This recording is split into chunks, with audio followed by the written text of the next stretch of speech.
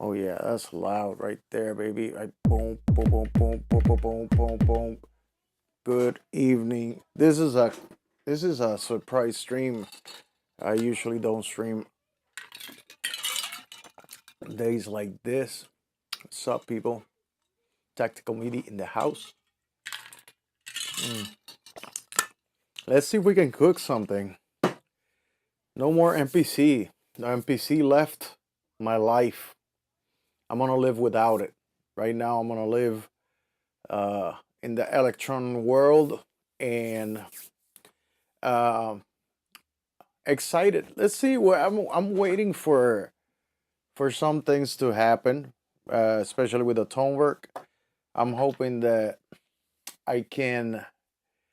I'm hoping that they do. As you can see, I'm using FL Studio. The FL Studio is finally working the way I like.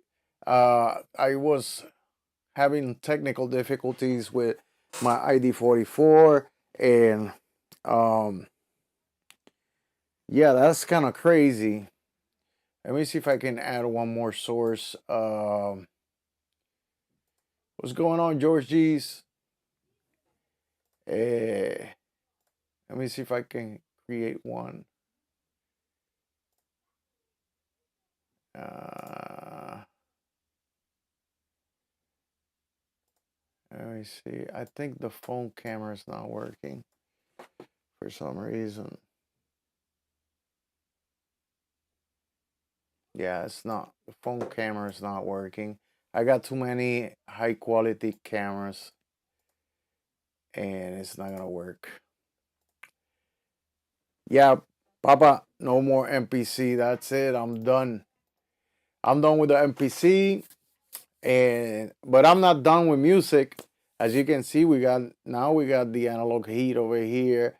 I know it's an old electron setup that I got going on right now, but it's as you can see, and my desk has shrunken. Like the amount of stuff is not that busy anymore. I got me a 49 key cheap ass M Audio keyboard, and it's better because now I got a little bit more range. I still got the FL key. It's right here. The FL key, as you can see right there. Um, I don't hate it. It's just too fat. Like if I put it right here, as you can see, if it was right here, I would have to move all my stuff back, and then it's really uncomfortable. It's all hardware, puppy. Right now, I got the analog heat is for basically for the mastering part of the mastering chain, and it's not active right now, but I can activate it. It just adds a little bit more saturation. I I did some reggaeton beats, and I ran the whole beat through it. Man, it adds so much crunch. Like the crunch that you're looking for on the hi-hats for like reggae, that Sicily type of high end on the kicks when the kicks hit and the hi-hat hits, it has like a sizzle. That sizzle, um you can get it from like sample libraries, reggaeton sample libraries all over the place, and everybody got all those sounds already. But I want to be able to process my own sounds and get that result. So this gives me really good saturation, and then it has an equalizer, which adds a ton of bass and a ton of high end, and I like that. Plus, you got clean boost, saturation, and enhancement. So let's say if you don't want to process the whole thing, yeah, it's all in the mix. I understand, but also, like, I feel like saturation is a very important part of the whole thing, and subtle saturation, not a lot, because like let's say you add a little bit of overdrive here, and a little bit of overdrive there, and it adds up at the end. You end up having too much. So with this analog heat and with the leveling amplifier for finishing it, I think it's sounding good to my ears. Uh, yeah. So yeah, I'm gonna keep doing what I'm doing. I think it's gonna be cool.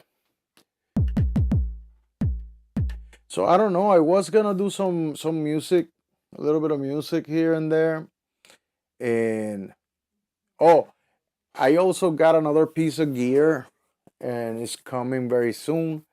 Uh, I'm gonna get me uh for live performance, and that's why I got rid of the MPC, just to get me the Chaos Pad V. The Chaos Pad V. Yeah, the Chaos Pad V. And probably gets here. It's a little bit expensive, but it's right up my alley with the stuff that I really want to do. Show you guys right quick. There you go. That's the Chaos Pad right there. It looks like a lot of people think that it's more of the same stuff. Well, I don't think so. I think this is. I already read through it. I checked out the manual, and it has a lot in here. The MPC was basically doing what this thing here does, but this thing does what the MPC was doing way better. You know what I mean? So the beat repeats, all that stuff. Um, these machines right here, these machines right here, they have their workarounds if you want to do like DJ styles type of things, or like stutters and glitchy stuff. It has, this one, the Tonework, has stuff to do that, and this one you can program it. But I don't want to program. I don't want to waste time uh, programming every time I do like a new, like a new project. I'll have to reprogram those things, and every song is different, and I rather have something like this that gives me all these presets that I can build myself, and it gives me a shit ton of effects that I can push at the same time. And not only that, it has it's like double gestures, so you can touch. You can put one finger down, it's gonna do one thing, and then the second finger can be doing other things. So I can combine two effects or two effects modulations at the same time. Plus, this thing right here is the effects release level, so I can control whether the effect is gonna um, whether the effects is gonna slowly drift away, or as soon as I let go, it's gonna immediately cut the effect off, which is cool for like stutters and things like that. But if you do like a long reverb on a melody section and you add that reverb to it, and you can have some time so that drifts away slowly instead of immediately. So that's pretty cool. So I don't know. I've been thinking about making some musiquita here. Let's see. I don't know what. I don't have, my mindset is all over the place today. I don't know. Let's do something slow. Let's do something slow. Who has the okay? The digital has the. Let's go down to reggae. Let's go to the infamous 95. So now we are at 95. And I'm gonna try not to talk that much, uh, and just do this thing, all right? So we gonna need something.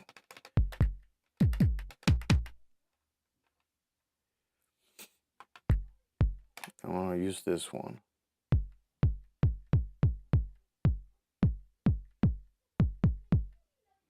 There's some dust. Let's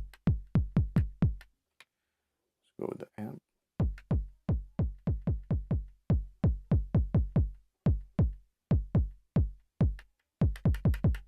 All right.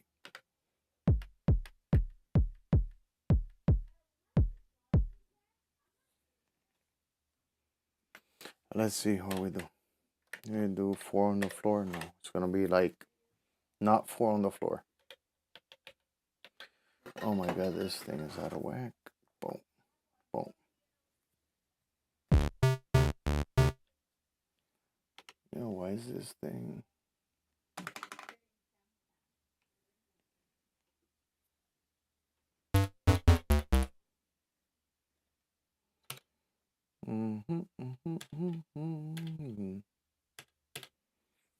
Yeah, it was. I had something loaded from before. Let's sit down.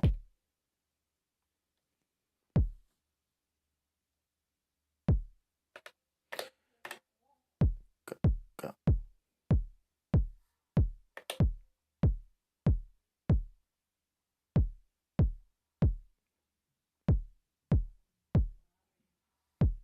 There you go. That's what we want.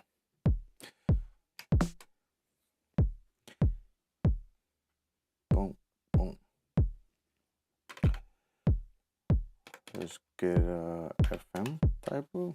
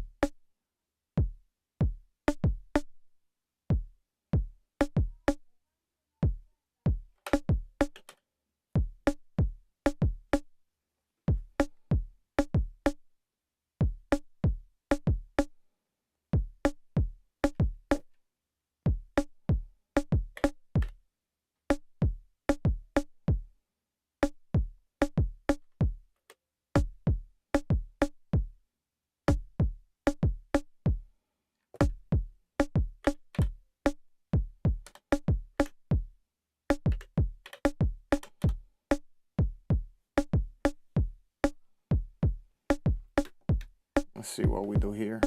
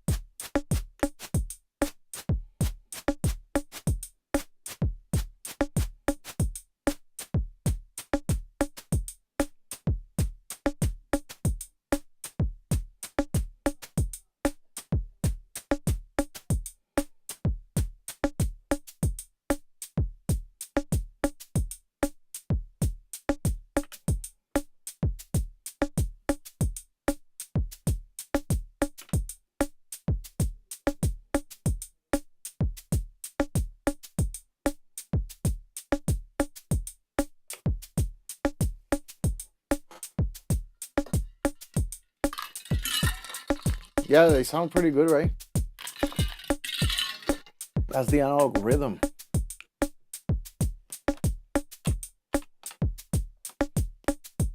Let me put a little bit of.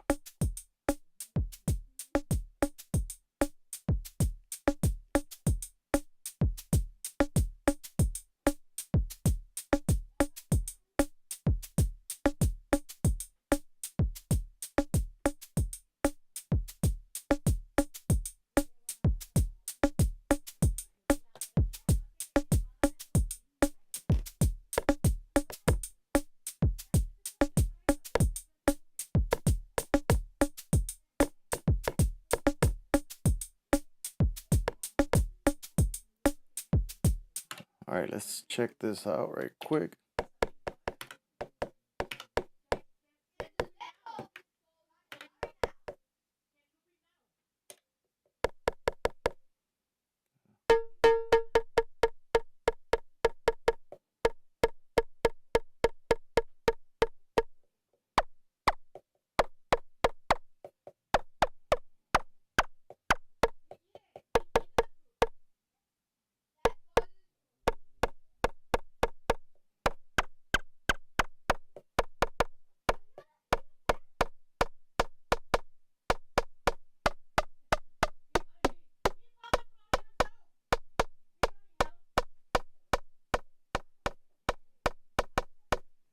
I wanted to have a little bit. There you go. Like that.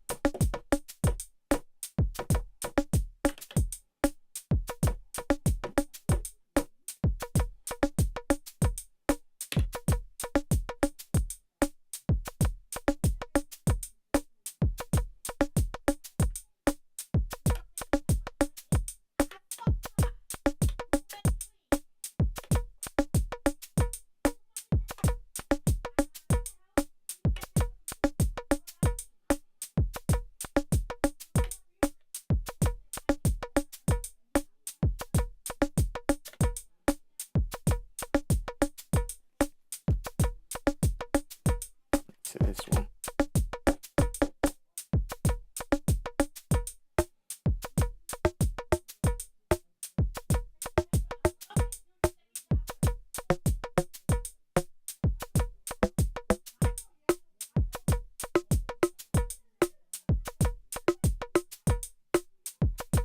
Let's give it some swing.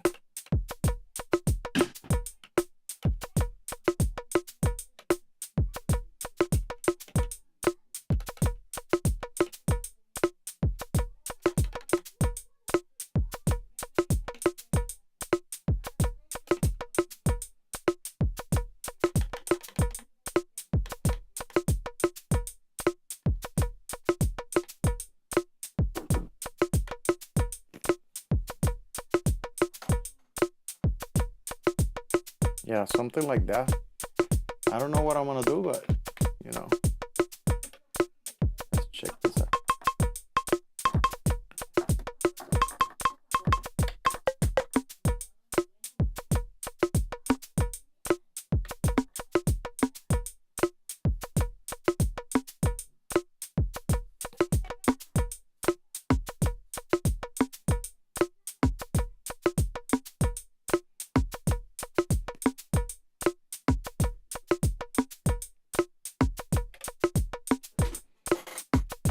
Something like that. Something like a wavy thing.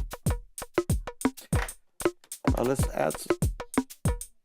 add a little bit of more swing.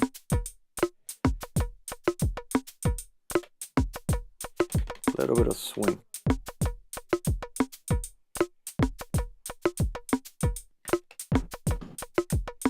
Just a little bit of swing, so let's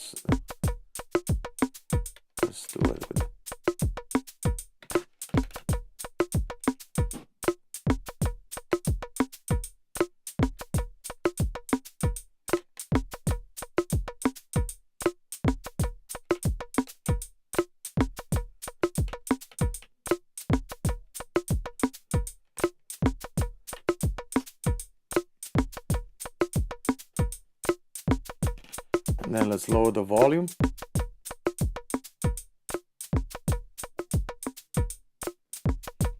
And let's pan some stuff here.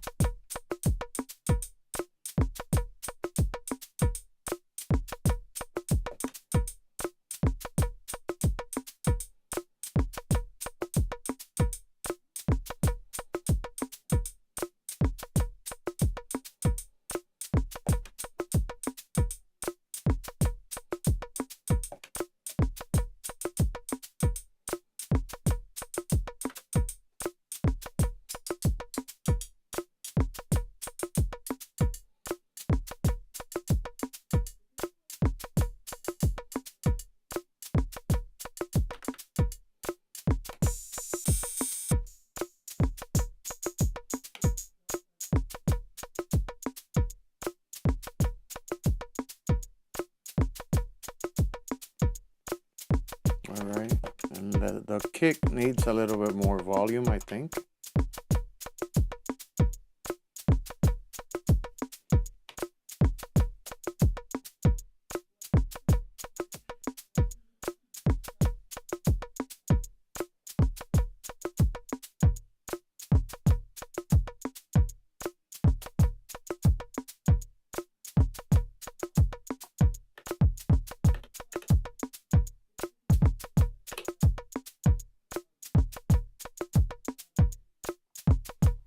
Okay, that's pretty cool right there.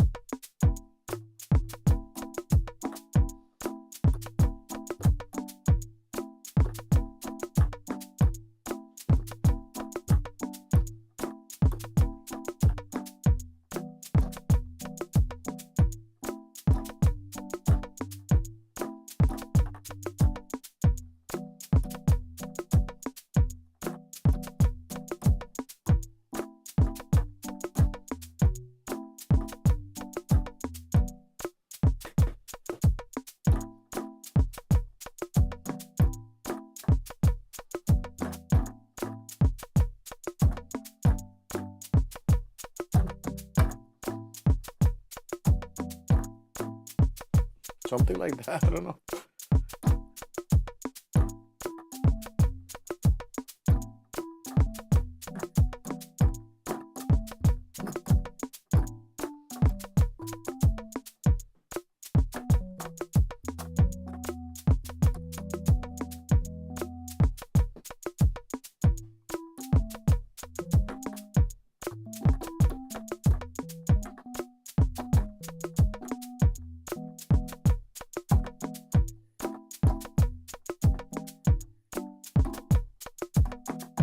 There you go.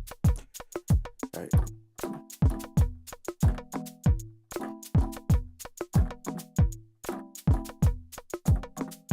Something like that, I don't know. All right, let's make this sound a little bit more twangy.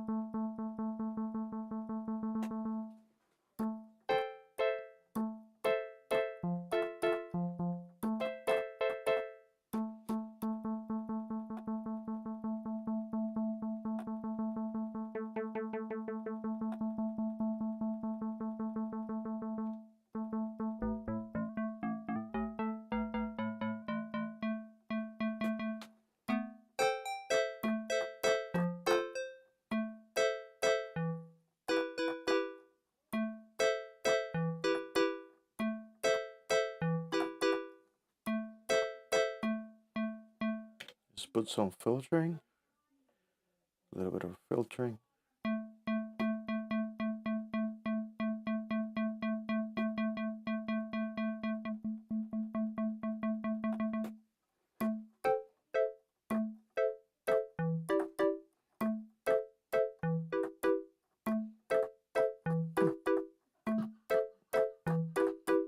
Something like that.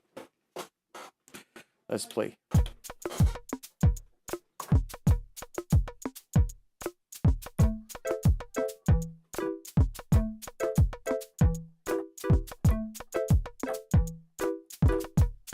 I don't know what I'm doing here.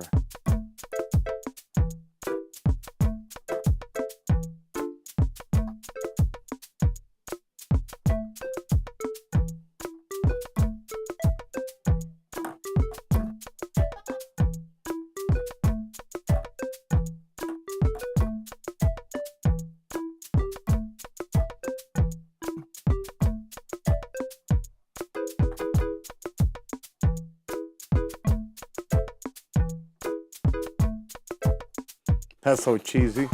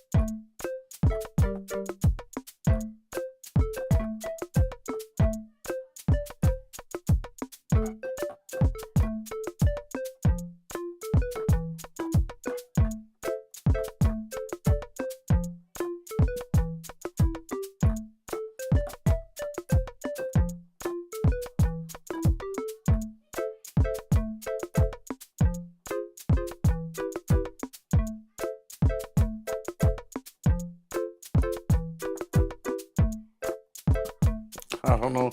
That sounds cheesy, but let's record it. I don't care. Unquantized. And then everything is gonna be 4 bars.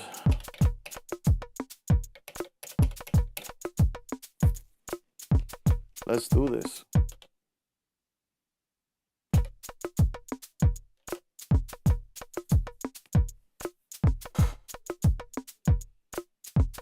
Let's see.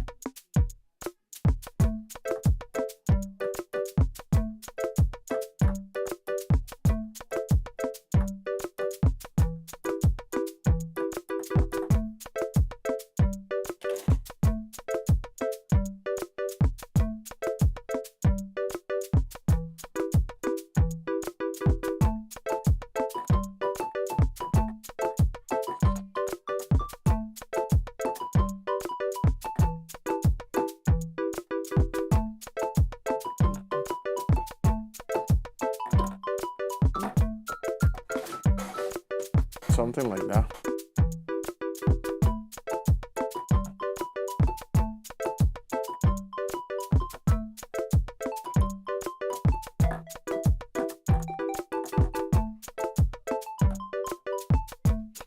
Something like that.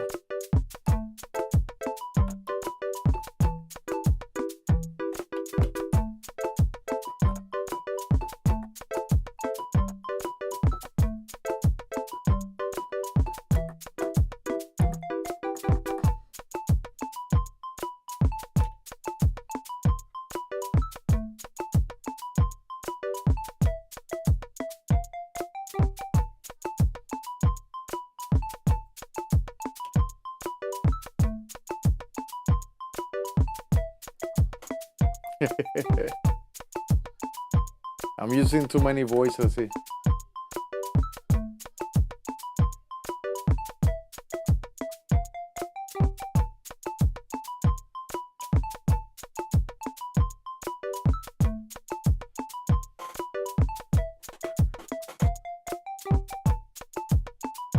Oh, that kind of sucks. Hold on. That's the problem with this thing.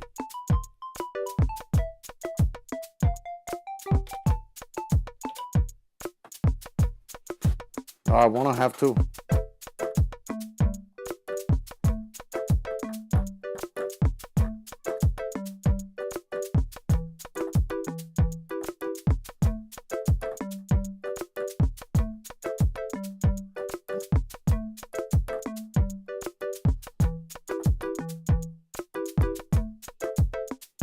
Ya, eso es lo que vamos a hacer.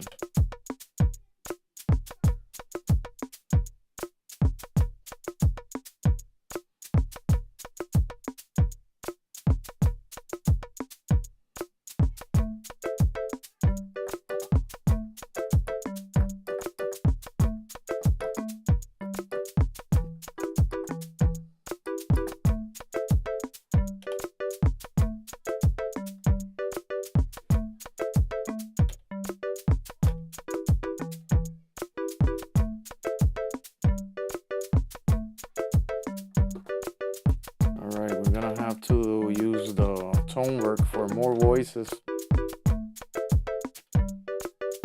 Let's see. Let's go with Electron. Oh, let's go with Cuckoo. Cuckoo's wavetable packs. He has stuff here that can work.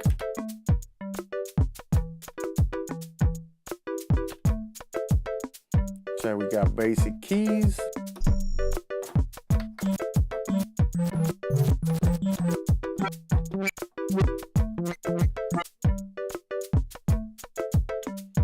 Load a basic piano. This one. Grand piano. Magic piano.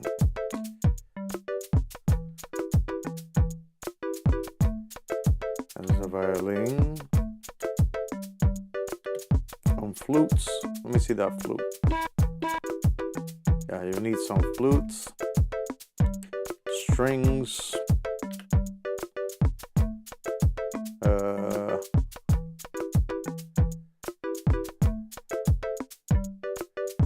That's enough right there. I'm gonna load all these wavetables.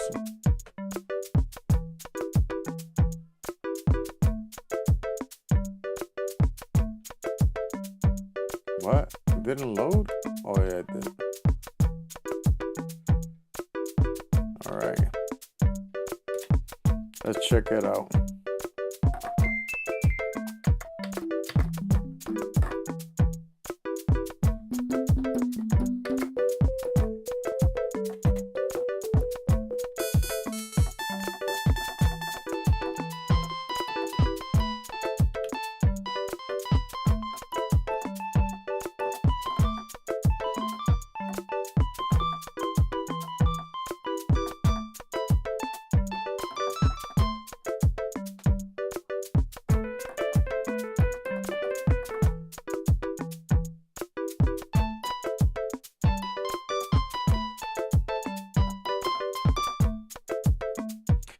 Ya se me olvidó lo que tenía.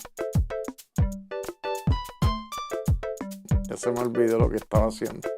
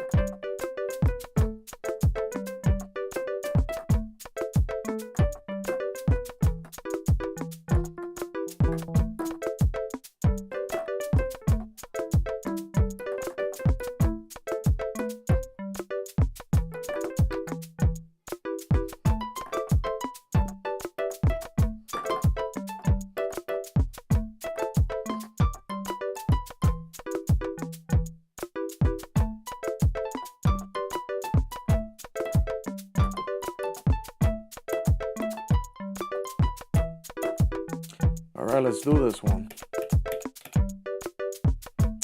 Yo, it wasn't that much. 64.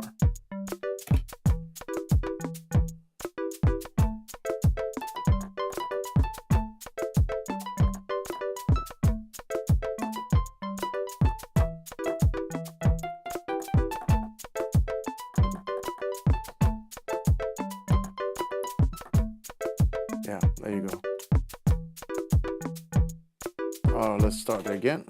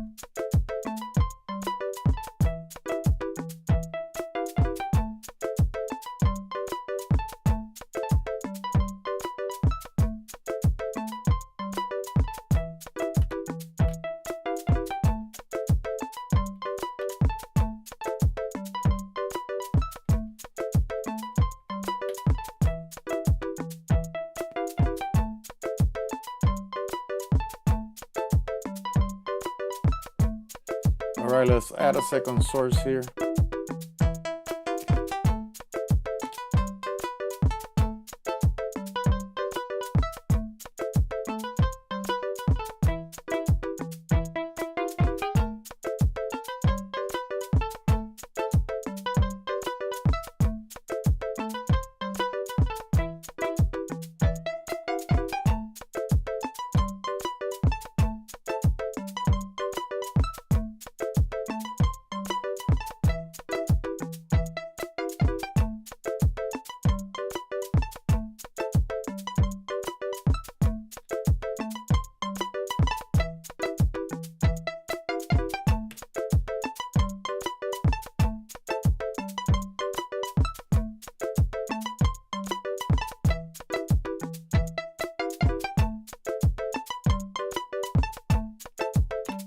That's pretty cool right there.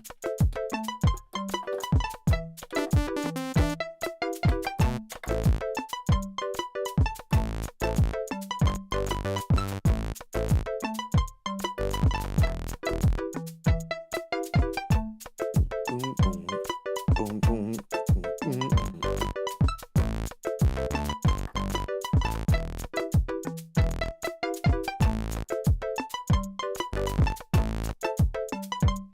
I don't know what I'm doing, but that's what it is. All right, let's make this triangle right there very nicely. Let's add a little bit of overdrive.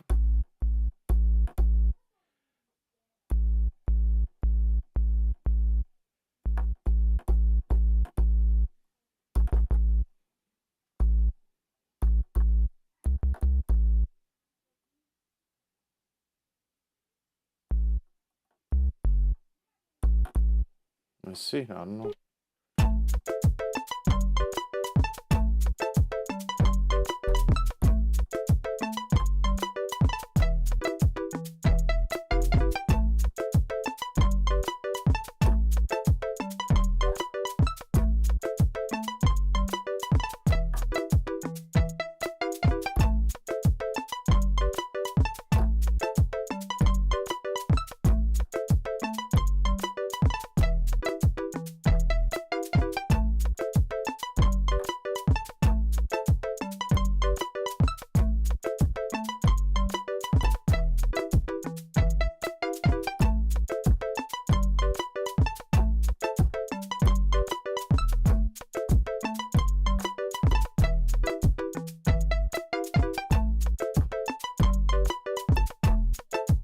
I like that.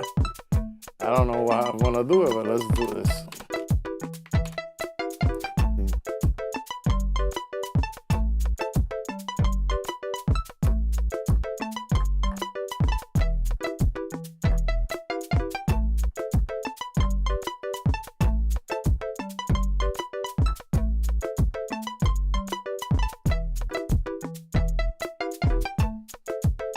That sounds kind of cool. Is Apollo Hanso. What's going on, man? I'm just doing the crazy right now. I don't know what I'm doing here, but this is some kind of Caribbean type of shit right here.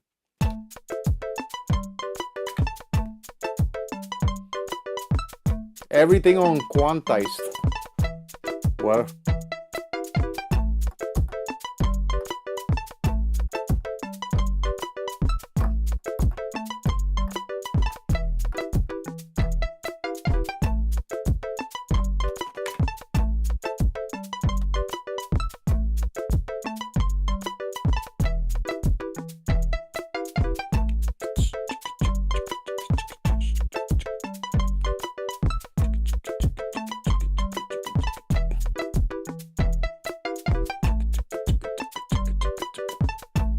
I wanna change that.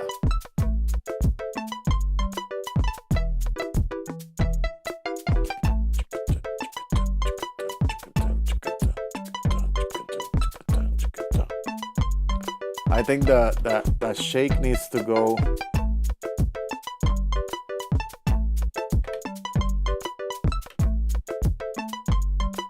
Let's see.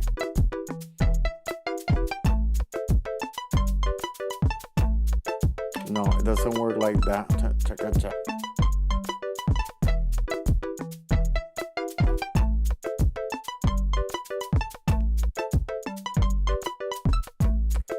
Let me see here.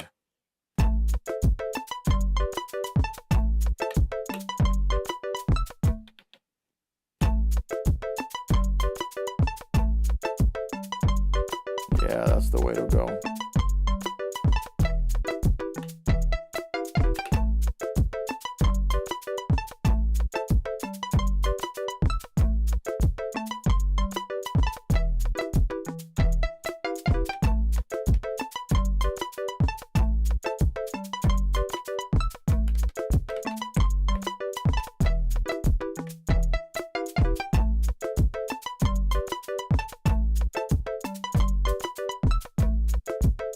It doesn't sound natural. That's clear.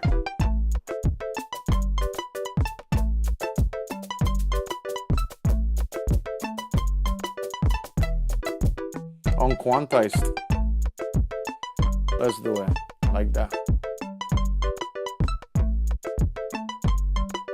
1, 2, 3, 4, 8.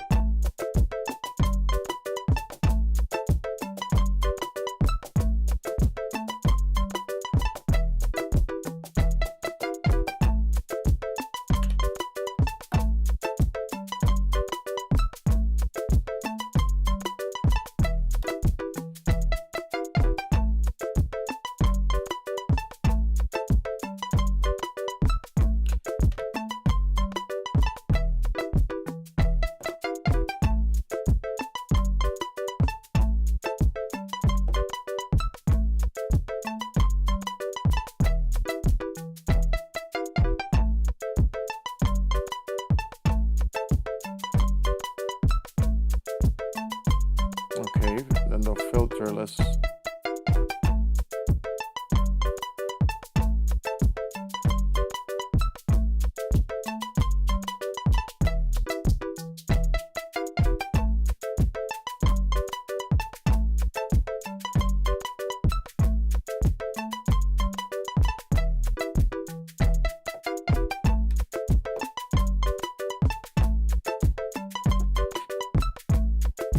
Let's see. So we're going on the kick. It's going like boom, boom, boom, boom, boom, boom.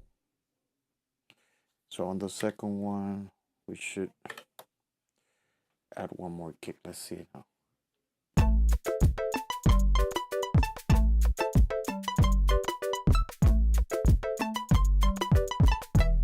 No.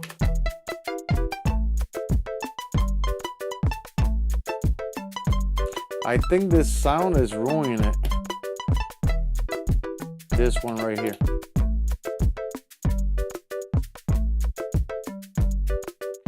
It's too busy.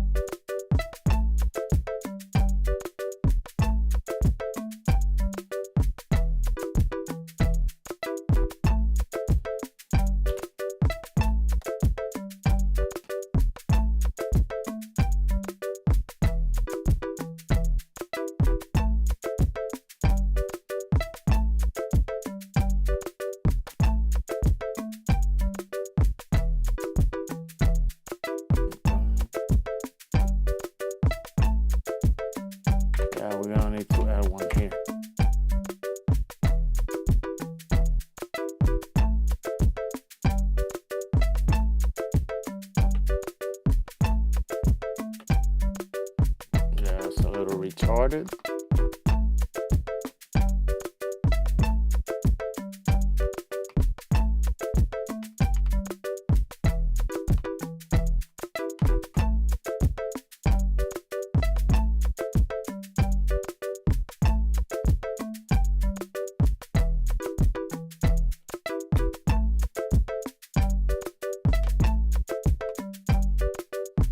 Let's retard it. Let's do it.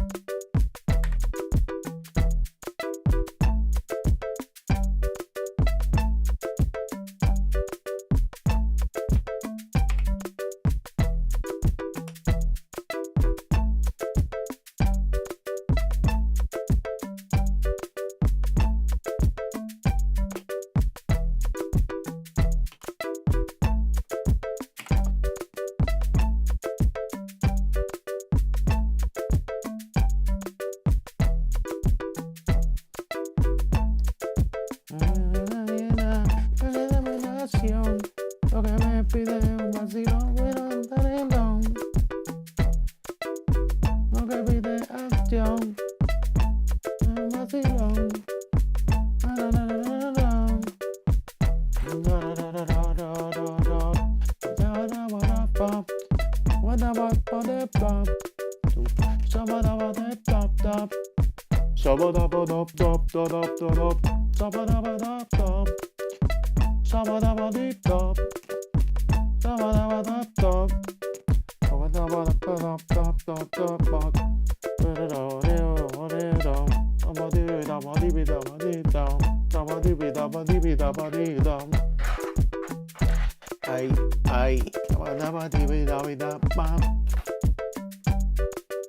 Yeah, that sounds pretty cool there.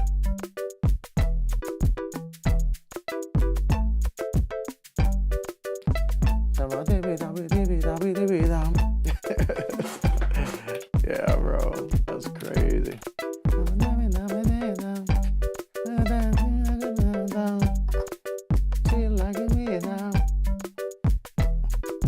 Yeah. A girl like it with me. She like it with me. She like it with me. Yeah, something like that. You like it with me. I'm going on the street. I'm getting my fix. My musical fix. I take all this music in me. I put it on a stream. Make you go crazy all night long. All night long. She's coming with me. That girl that had the fire. Some shit like that. Yeah. Da, da, da, da, da, da. Yeah, it does. Yeah, it needs some fucking. It needs some fucking like some choppiness on, like somebody like, you know what I mean? Some crazy shit like that. Some crazy shit like that, bro. Let me see what we got here on the. So I'm using all 4 units, as you can see. I'm using the digitone, the analog rhythm, the analog 4, and the tone work. And this is like extra overkill. Like, you don't need all this to make music, but I like the fact that they have their own character, and there's things that these I can get, like with this one right here. I can get like what you getting here, this type of sound.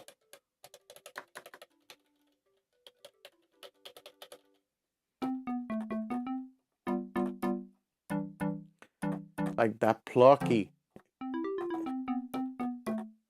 kind of metallic, like something. Right now, my number one electron.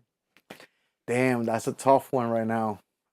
Right now, number one electron, because of functionality and because it works really well, right? The analog rhythm, hands down. I if you tell me, which electron would you choose right now of the ones that you got, if you have to go with it, I said the analog rhythm. And the only reason why I say the analog rhythm is because it lets you sample. You can use samples. You don't need to be tied to it. It has FM, so you can make FM sounds in there. Um, you can make 303 sounds, all kinds of sounds in there, anyways. But the coolest thing about it is that it lets you sample, right? Now the tone work, it's like one or two updates away from being number one. You know what I mean? You know, the tone work, if they do one couple things to it, it will bring it to number one. Right now, the tone work, first of all, the tone work, and I put this, I sent a message to Electron directly, asking them if they can fix the problem with it has a problem with being the master MIDI.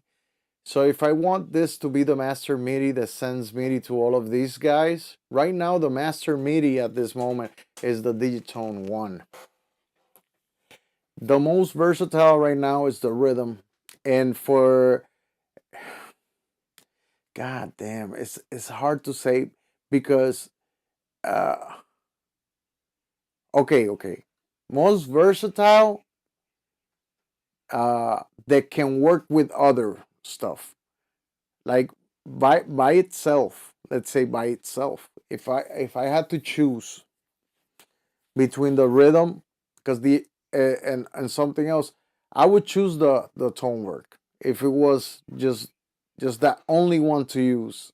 And not yeah, I think let's be fair, because with the tone work I can do all of it. I can do polyphonic, monophonic, sampling, right? But it still has bugs, and that's exactly the most important thing when I make music. It's um, being able to express myself quickly and and to the point, right? When a machine still has bugs, what happens is that the bugs are the things that get in the way most of the time. It will break your flow, and it's like a update or two away from being the perfect machine. But the good thing about this guy here is that first I can go multiple outputs. It does everything. Now the only bad thing about the analog rhythm is that you don't get polyphony, so you can't do chords on it. You will have to sample your chords in. You sample a chord in, and that'll be it. That's why they made. I think that's why they made this too. I think they made this too because with this one you can make a couple chords and you can sample in it to this one, and then free this one up for the rest of the stuff, and then go like that. You know what I mean? So if you're using samples, like if you're sampling, then the analog rhythm is cool because you can sample the stuff, like your melodic information. You can sample it and then use that, and then the rest is rhythmical, and then it also is like you can have one, two, three, four monophonic synthesizers running in the bottom. MPC's gone, bro. Gone. Sold. It left this morning. Yeah, I had to part ways with them because first of all, it was sitting there on this spot right here, and it was sitting there. It wasn't doing anything. The only thing it was doing, it was running effects to make like DJ style effects. I'm waiting for this right here, and that's coming soon. Sorry, and that's coming soon. How you doing, Samurai? No, don't get me wrong. The MPC is a great machine. It's an awesome machine. I don't have regrets on learning from it. If I had the money, I would really get it. I would get the MPC Live 3. And but I'm hesitant because you see all these instruments right here. These are finished instruments. All of these, right? I don't have to log into any online account to validate my sounds inside of these machines. It happened to me one day. I just came here. Thank God I pay my bills and I have internet in the house. But I came here and I turn on my MPC and there's no VSTs. I got none of the stuff that I pay for is there. They're gone. Oh, you have to sync it to the online again because probably you haven't logged in a long time. So we need you to go and log in again and refresh the thing.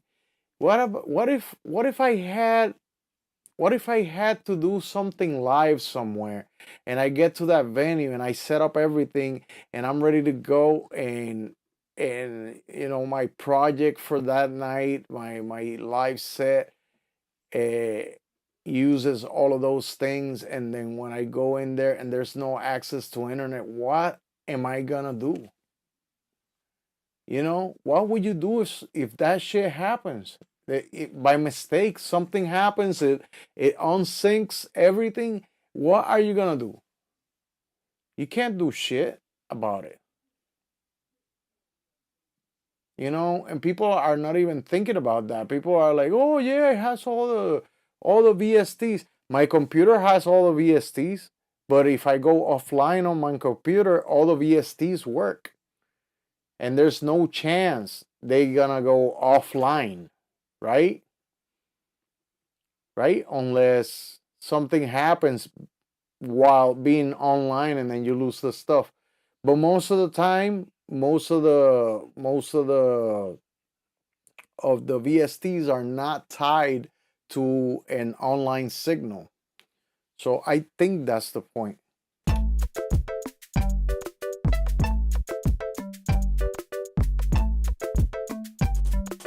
These hi-hats, I don't like them.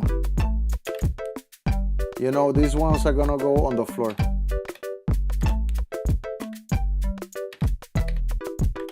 And these ones I'm gonna have to.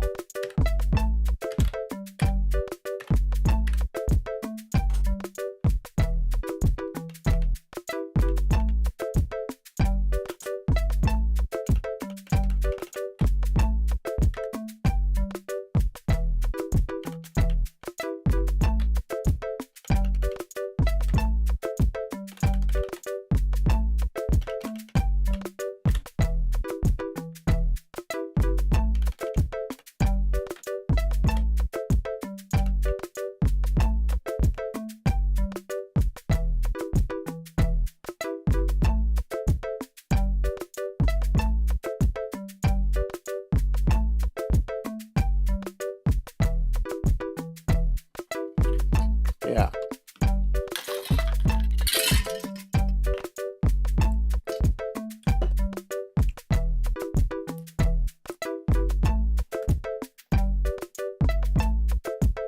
Okay, so where we at?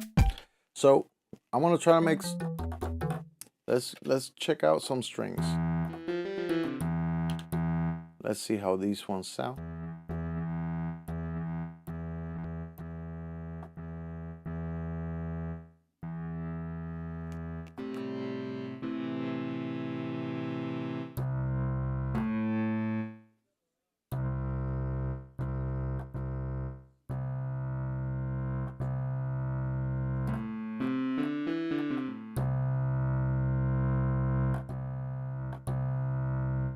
They don't sound that great.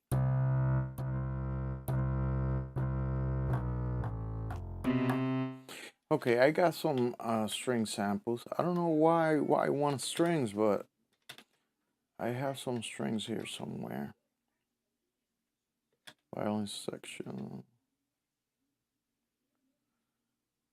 Staccato, spiccato, let's see.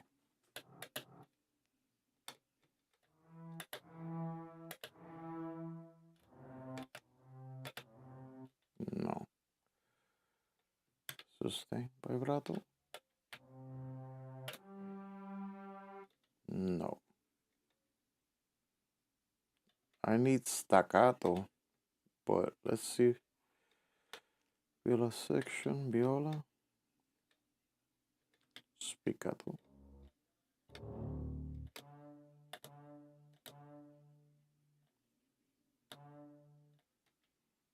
I'm just gonna load a couple. And then I really don't know if I really need to do this, but I don't know.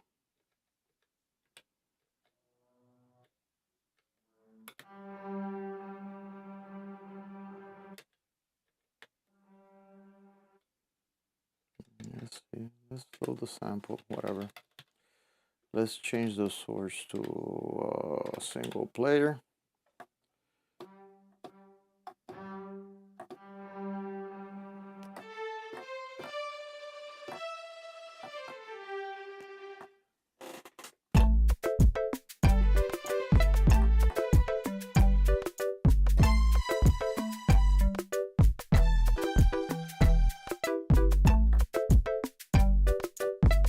Yeah.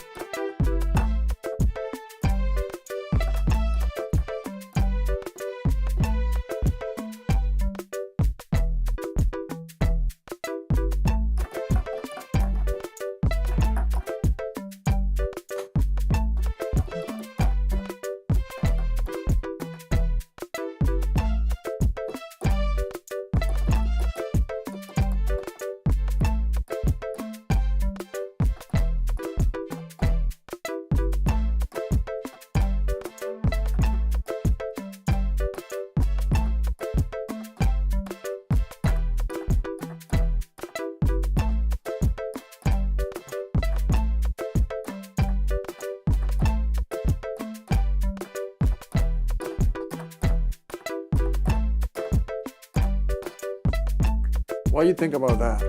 That's too busy?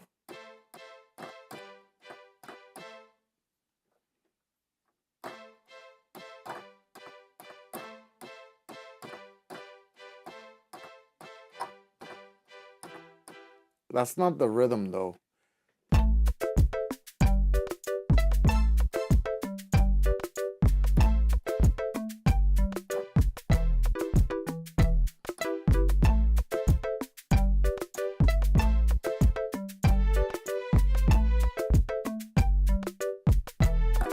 That would be like a soloing type of thing.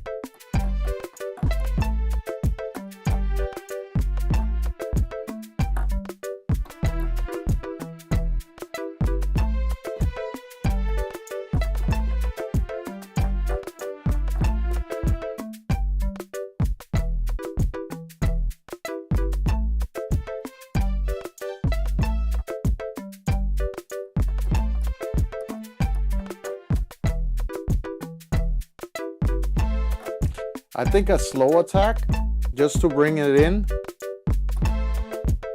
Yeah. Let's bring it in slowly.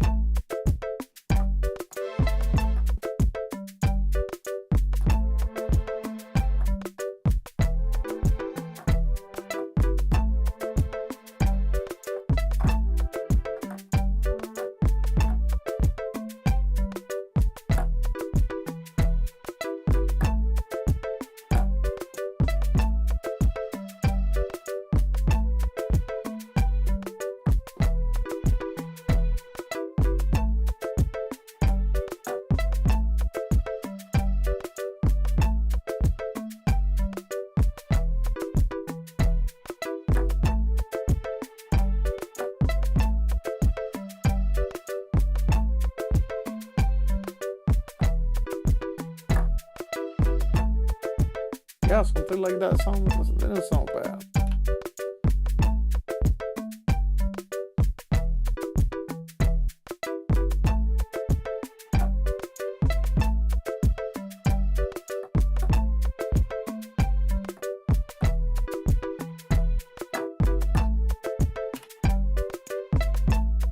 There you go.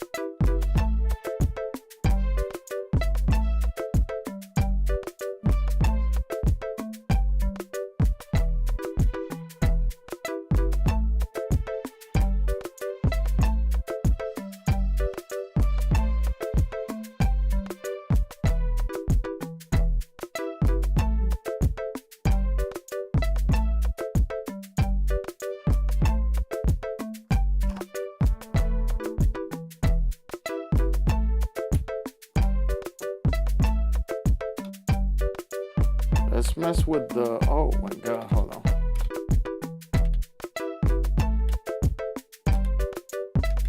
Let's mess with some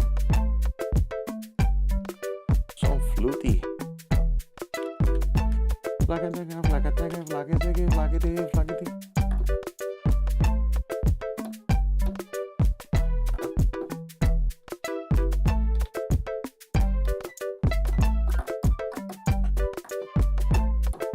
Oh yeah, that's the way to go. That's the way to go.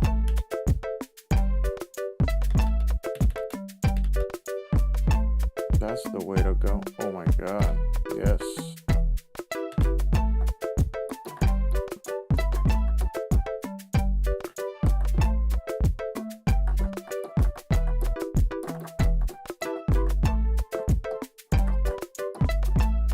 Yeah, something like that.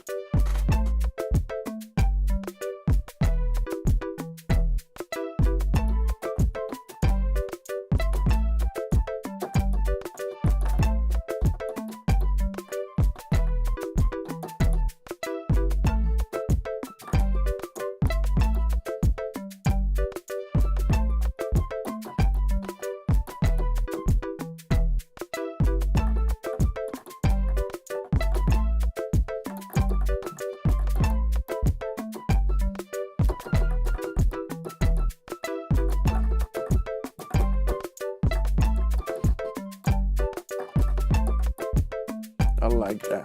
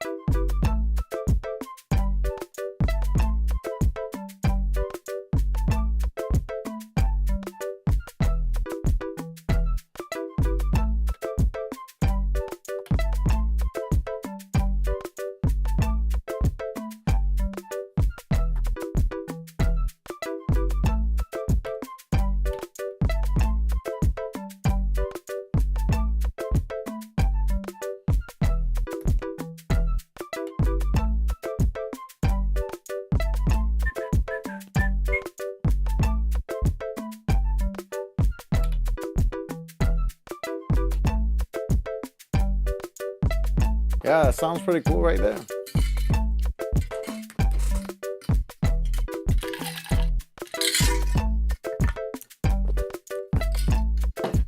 All right, so the bass. The bass needs to lower volume.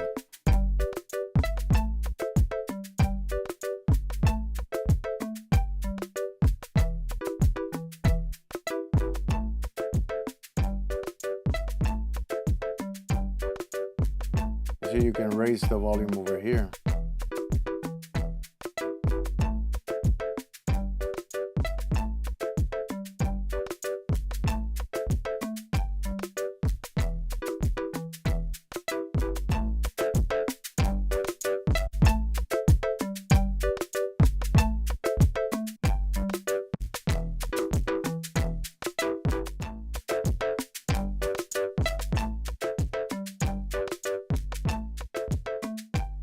Now, clean boost sounds better for this.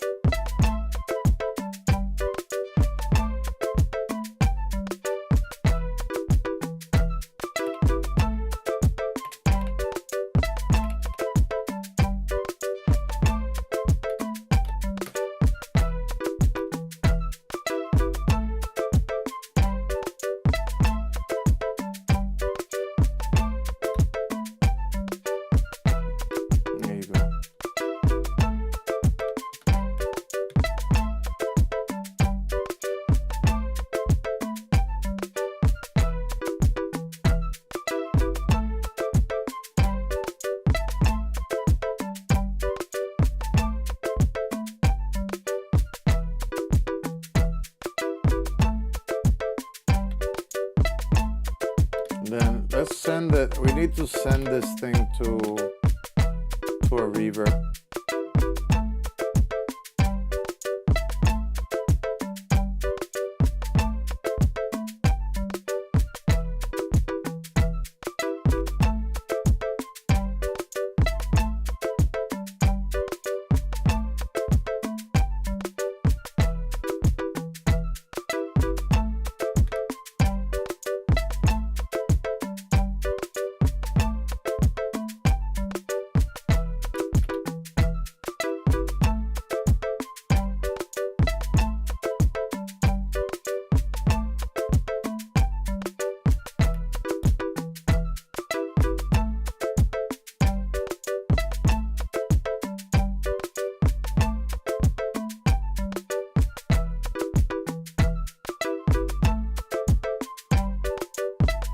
And we need to lower that volume.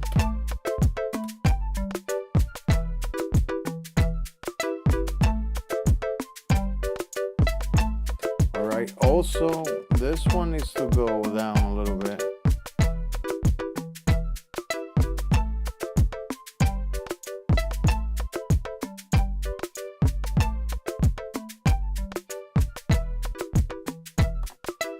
Oh my God, these are backwards. Oh, my bad, my bad.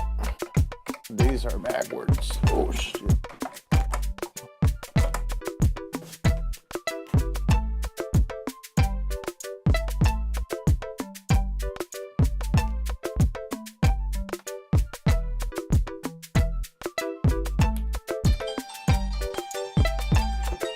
Oh my God, it's time to go to sleep.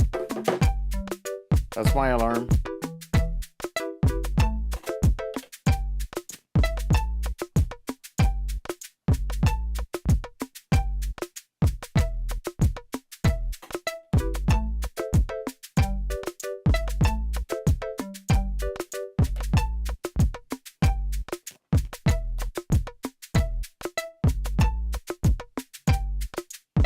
That's pretty cool. I should save this, right? What do you guys think? I should save this little beat? That sounds like a pretty good thing I can jump in, I think. He's one of those crazy songs I can come up with and bring the I don't know, the flavor of the sea.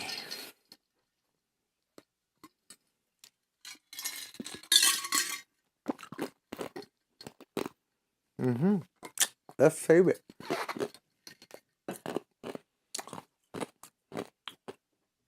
What should we call that? What should we call this thing?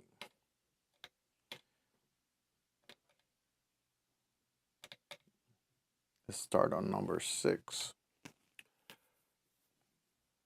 What's going on, David? David Hugmonster.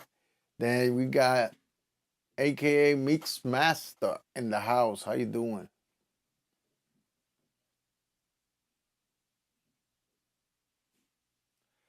What's everybody talking about? You watching boxing too? I've been trying to get in touch. So I'm gonna see. Let's see. Put here. Let's put some. Kind of sounds like an Afro type, but I'm not sure if it's that. Afro.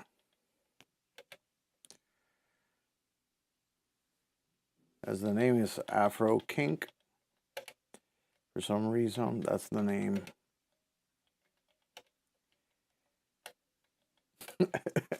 That's kind of fucked up.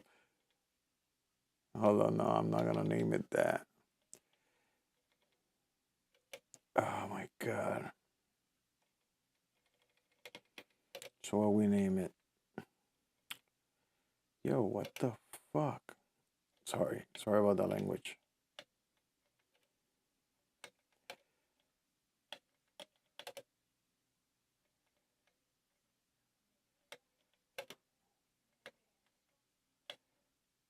So Afro style.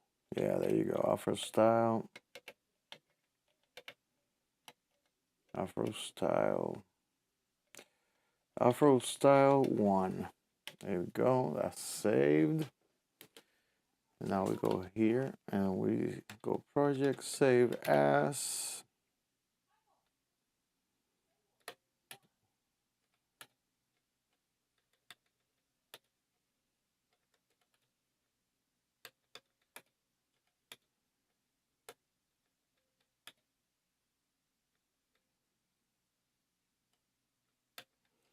Afro style 1. That's it. Project saved. This shit saves so quickly that it's like ridiculous. Compared to the older machines, the tone work is like super fast. I'm gonna go on number 6.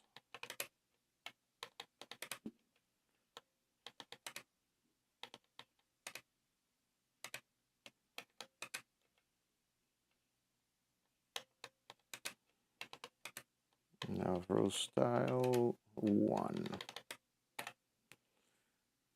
Right?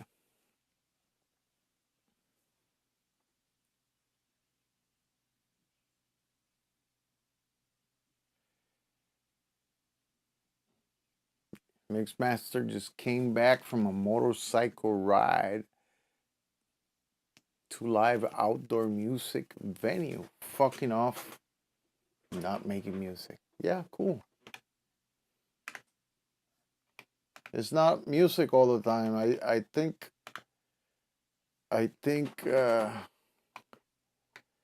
you gotta. I went to the club not too long ago. Actually, we went to a couple of clubs. Afro style. I drank Hennessy all night. I'm sorry, but that's my beverage of choice.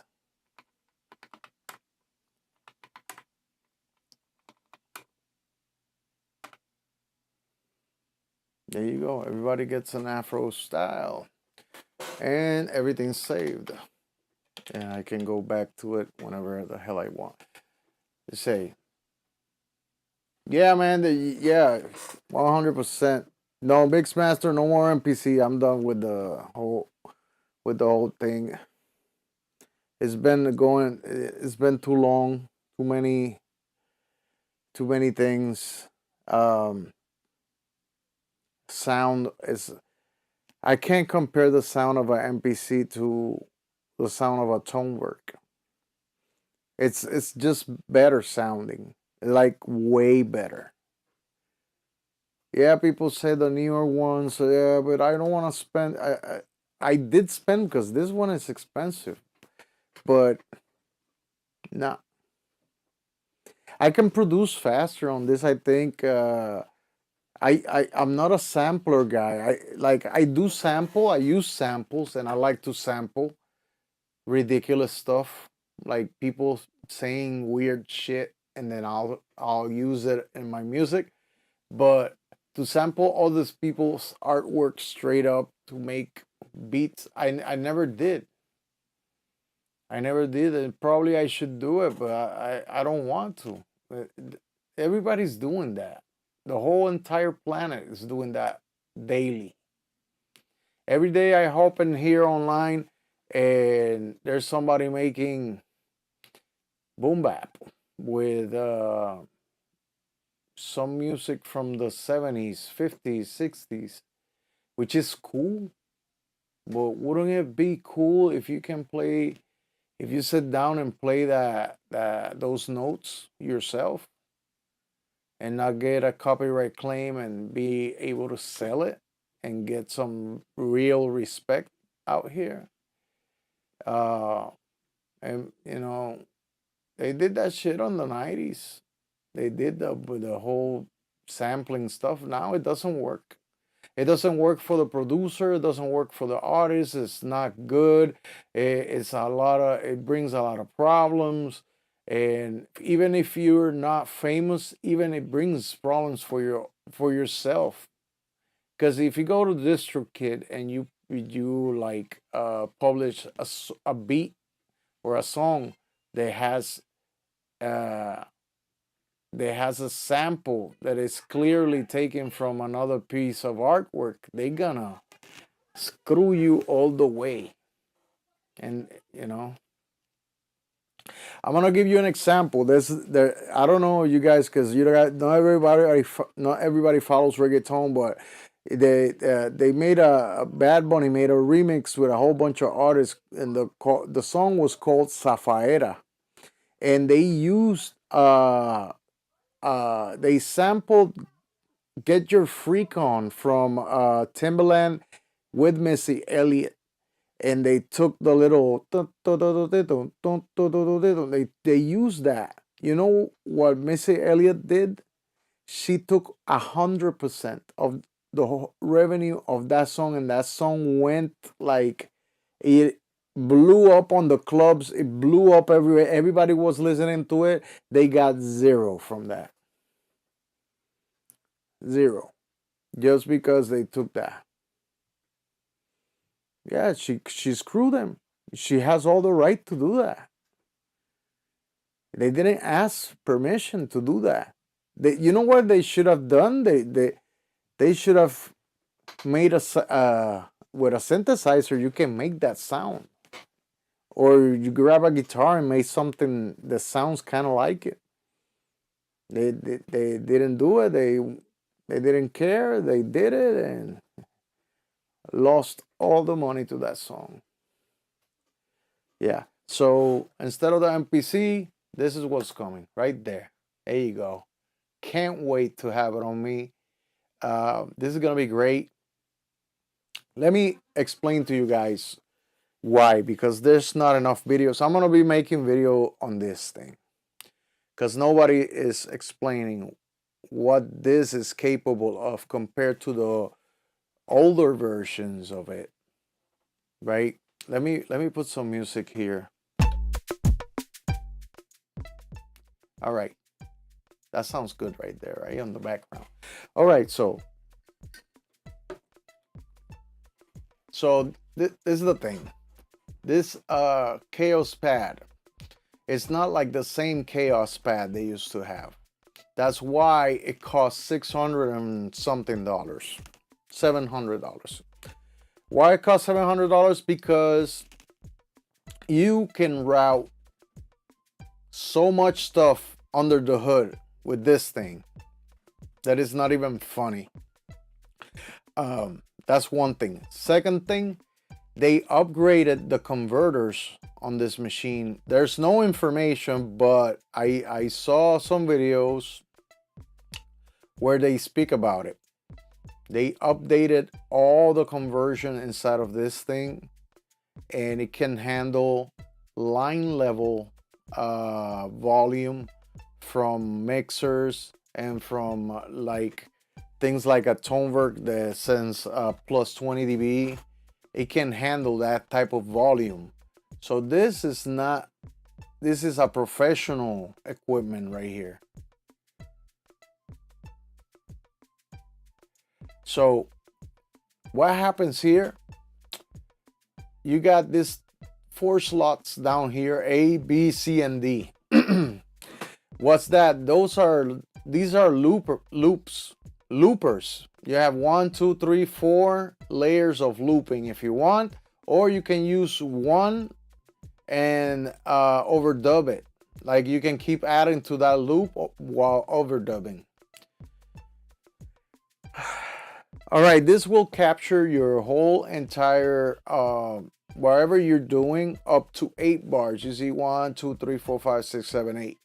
So it will capture up to 8 bars of your performance and loop it around while you change your pattern. You can do your pattern change while this is going, and then you can jump from this to your next pattern while doing.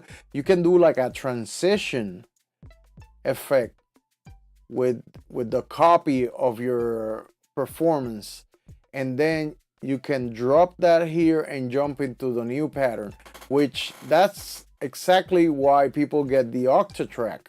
People get the Octatrack because they can do punching effects, which this thing does, and you can do resample anything on the fly while everything is playing. And that's what's up here. And why I didn't get I rather not get an Octatrack, because I can sample with the Tonewerk. I can sample with the analog rhythm. I got plenty of sampling. I'm not too crazy with the sampling.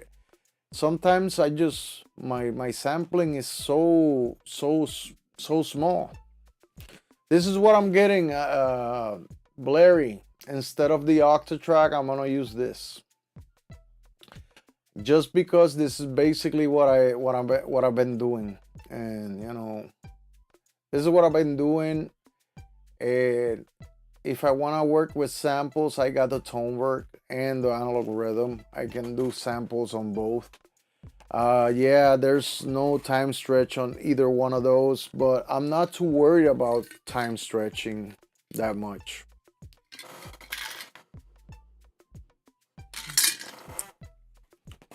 I haven't seen people use time stretch that much.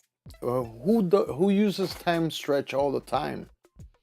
Very few people. Only people use time stretch when they want to grab somebody else's music or a piece of music and slow it down for their use. Basically the use that I see when it comes to that. Or probably you can use lower, like change vocal pitches, you know, down to the right pitch for your music. I don't know, man. All I know is that I've been have the option what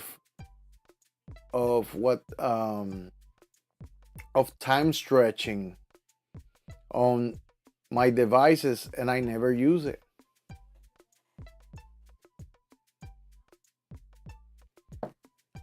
Yeah, so I know that's the artifacts you get from time stretching, and this thing does time stretching.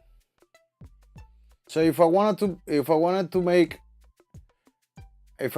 to, I can just loop a drum, right?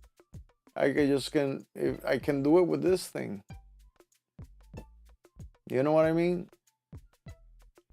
This can go, let's say,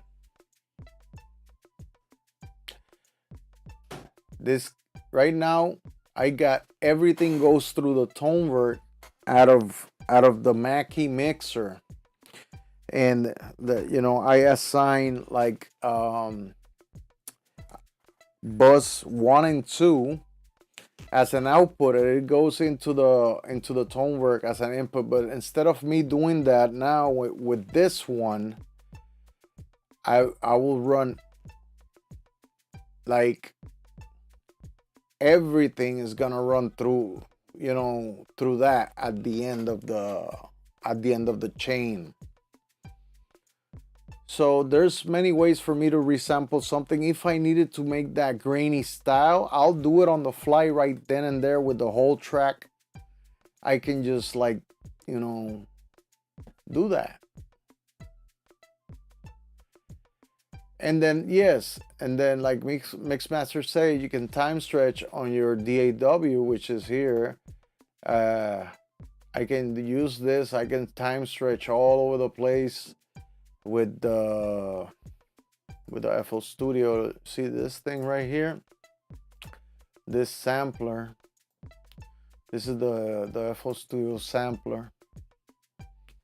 That thing will resample. Like, I'll show you guys. I'll show you. I'll do it right quick. On a song, just audio, and then we're gonna record just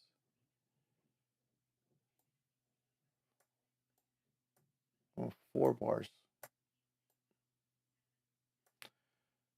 4 bars, and then here we go. I don't need the counting. Here we go.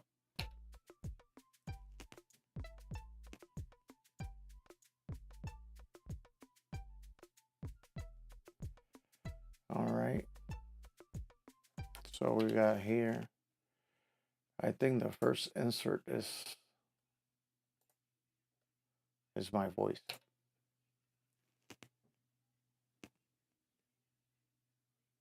Then this one. And I fucking wait a minute. Let me do it again. Let me do it again. Let me up the volume all the way. There you go. And then let me turn off my mic so it doesn't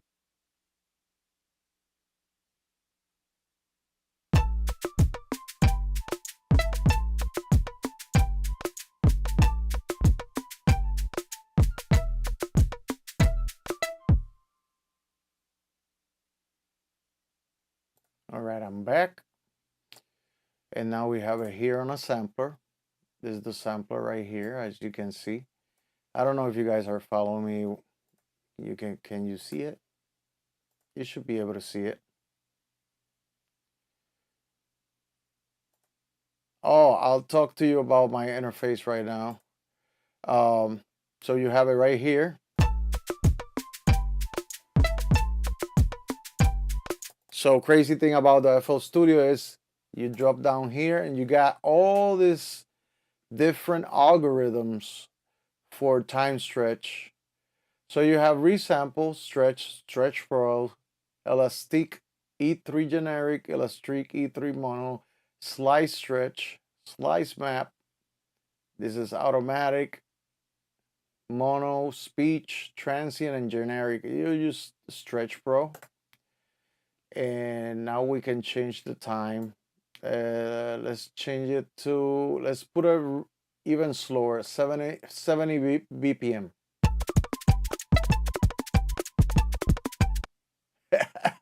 Make it super fast. Let's stretch it to 182 like a drum and bass.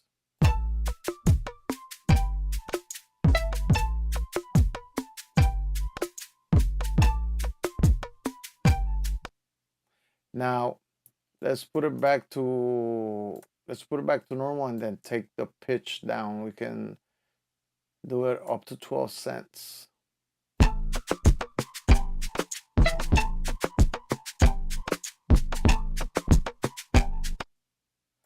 Let's do a half.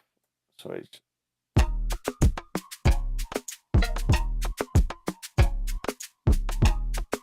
crazy thing, you can change the format and degrade it a little bit.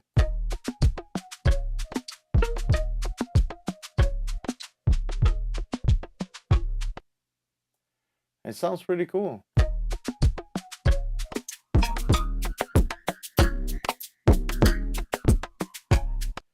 And you can change it to stretch, regular stretch.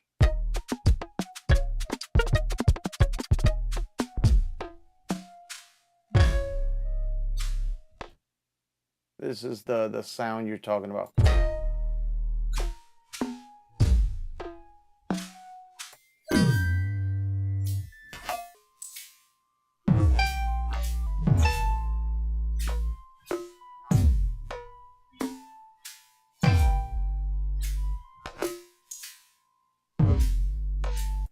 So that's stretched to the max. Let's lower the stretch a little bit. Oh, that sounds hard right there.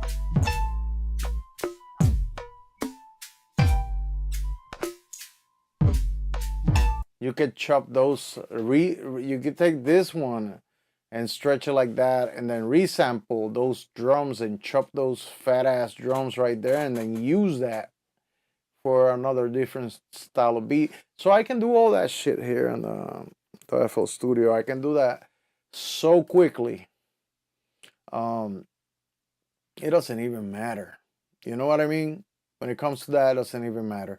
Now, let's talk about my audio interface so you guys understand where I'm coming from. Yeah, you got it right there, right? So, okay, my audio interface. Let's go to Google. I don't have a super high-end interface, but I got the ID44 MK2, which I bought for the great price of $600 open box, and you will see the price. Yeah, you see, they got it down. They got it down on the used market. Let me see that one. No. This is a place called Pro Sound Gear, $6.99. In Sweetwater, you can get it for a good price. Look, it's $800, but it went up to $1,000, guys. When I got mine, it was open box, and it was $600 flat. And I snatched it, and then after I snatched it, it went up big time. So ID44 MK2 specs and dynamic range.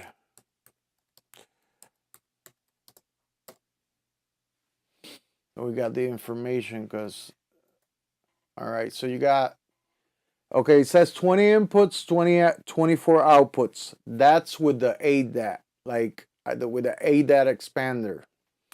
Right now, I have 20 inputs right now, but outputs, I only have 8 outputs, 8 9, 10, 11, 12 outputs right now.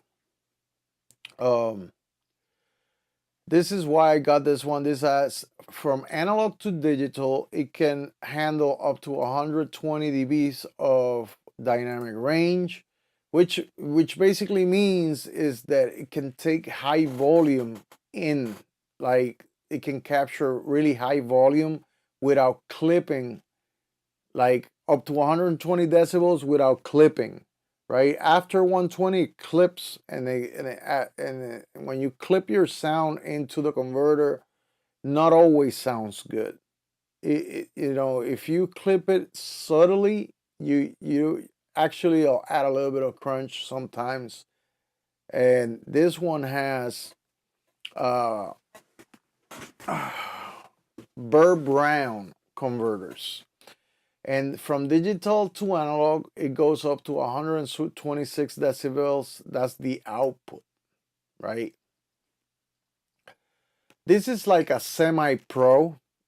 You can do pro level recordings with this audio interface with no problem. It can handle. It can handle if it's the best converters out there right now. If I'm not mistaken, they're at 130 decibels of dynamic range. Links. Let's put like a links audio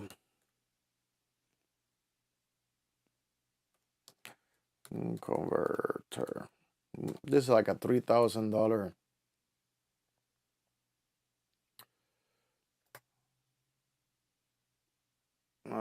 Links audio converter. Search Google. Let's go down here because this will give you a price on Sweetwater. Look, when we're talking about high end, this $6,000. 6,000. This is the Aurora. This is like super high end stuff. 32 channel. It's a 32 channel analog to digital to analog. This is a beast. This is for like high end studio stuff. And let's see.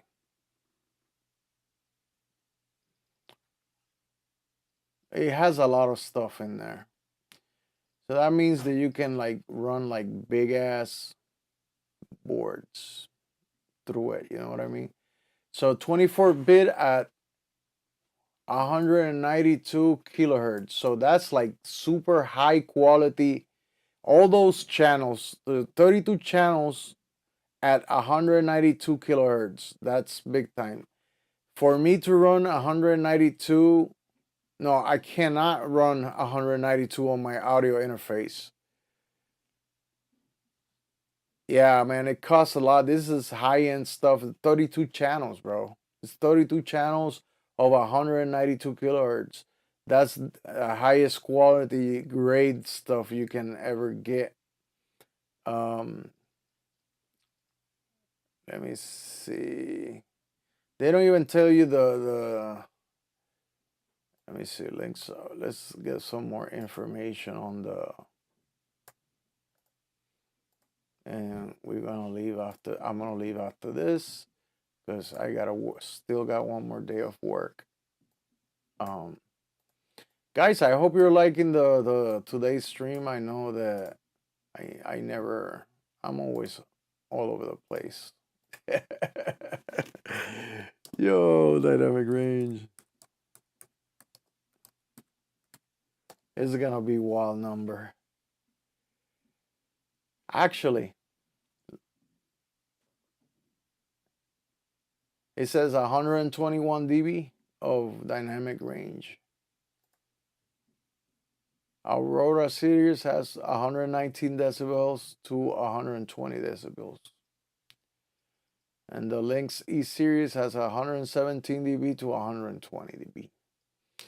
So my audio interface does a great job, but it doesn't do a great job at a really high end, like, you know. Yeah, RME is like crazy. I know that for sure. I was looking at the RME baby face. Even the baby face is out of this world.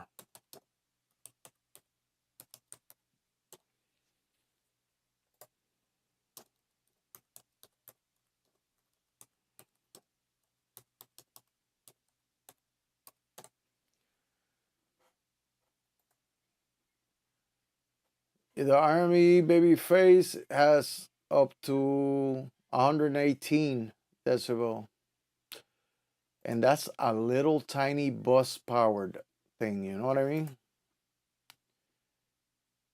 And up to 76 decibels of gain. The audient that I have goes up to 60, and you know the dBu minus 130 dBu for incredibly quiet recordings.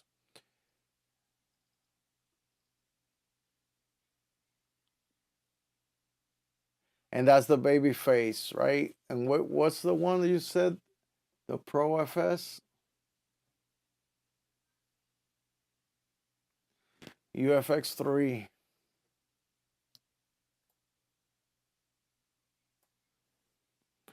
UFX3.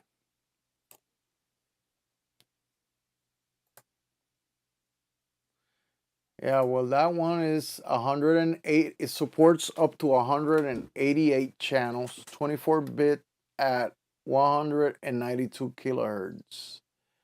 And dynamic range, 118 dBA, 118 on everything. Gain range, 75 dB. And the noise ratio. This is a great one. And it operates at really high quality. And that one, we're talking about how much? $3,199, ladies and gentlemen.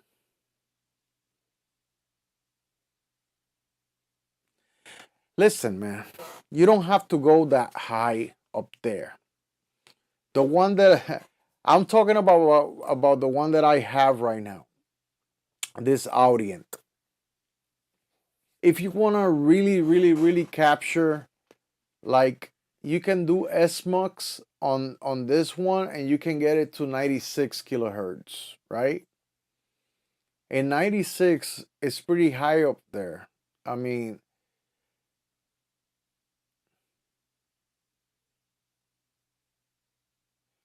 if you're finishing, yes, yes.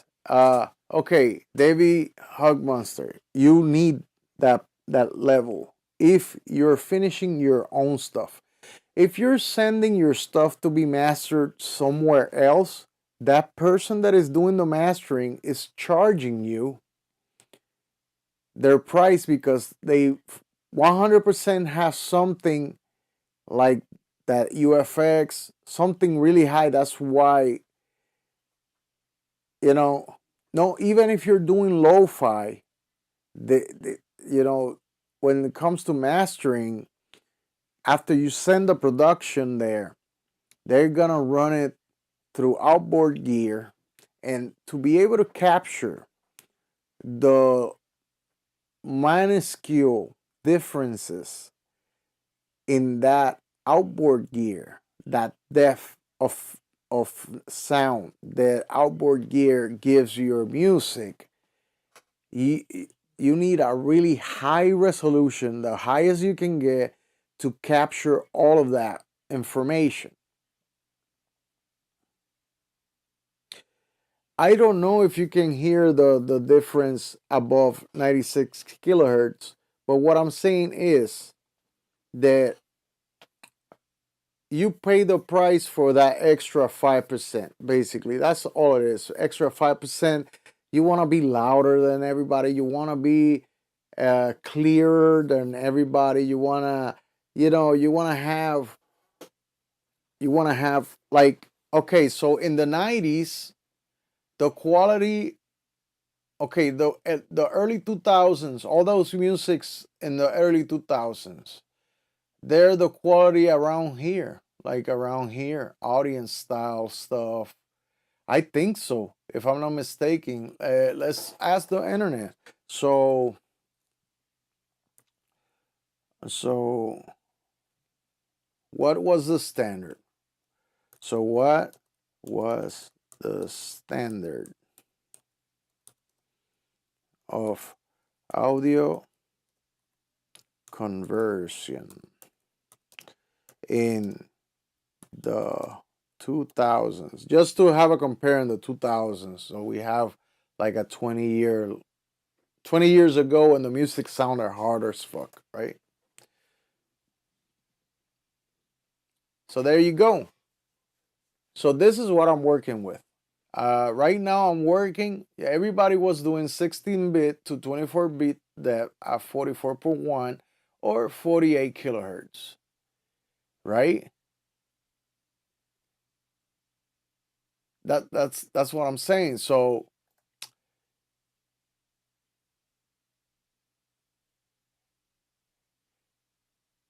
96 kilohertz, which is what the highest thing by using SMUX on my Audient, which means that you get half, you get they get 1/4 of your inputs when you do that. Where it reduces your audio interface into like um, very few channels, but you get 96 kilohertz, and that was the standard in the 2000s. Let me see what the guys are saying. Georgie says, Ada to tape, 2-inch tape. I can hear my tinnitus. It's like 96 kilohertz. Ah, yeah, true. I think the 90s they would have been using a lot more analog before the digital conversion, though. I love voltage, mixing, music, transformers, taping, printed vinyl, no fucking nitrate anywhere. That was the standard high quality back then. Yes, and I wish it was still like that, but now things are gonna keep going forward. Bit rate, way way back. So what I'm saying is that if you wanna drive your drums, this is the thing. This that the importance of this dynamic range that I keep saying is because when this kicks,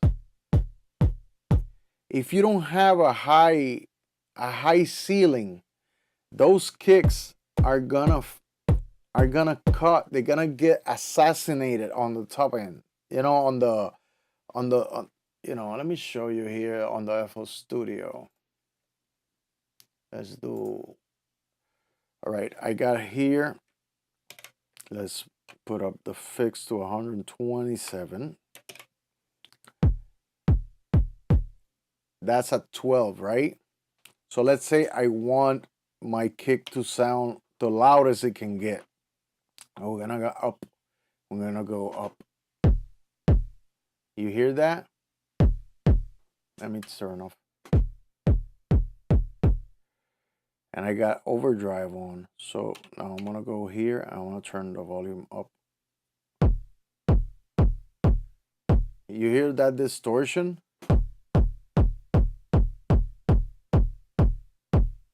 I'm reaching. That's distorting over here. Hold on. Let's take it back. Let's turn this off. All right, let's go to the amp.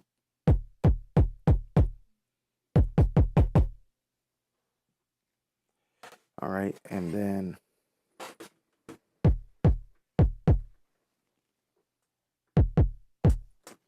let's put up the gain.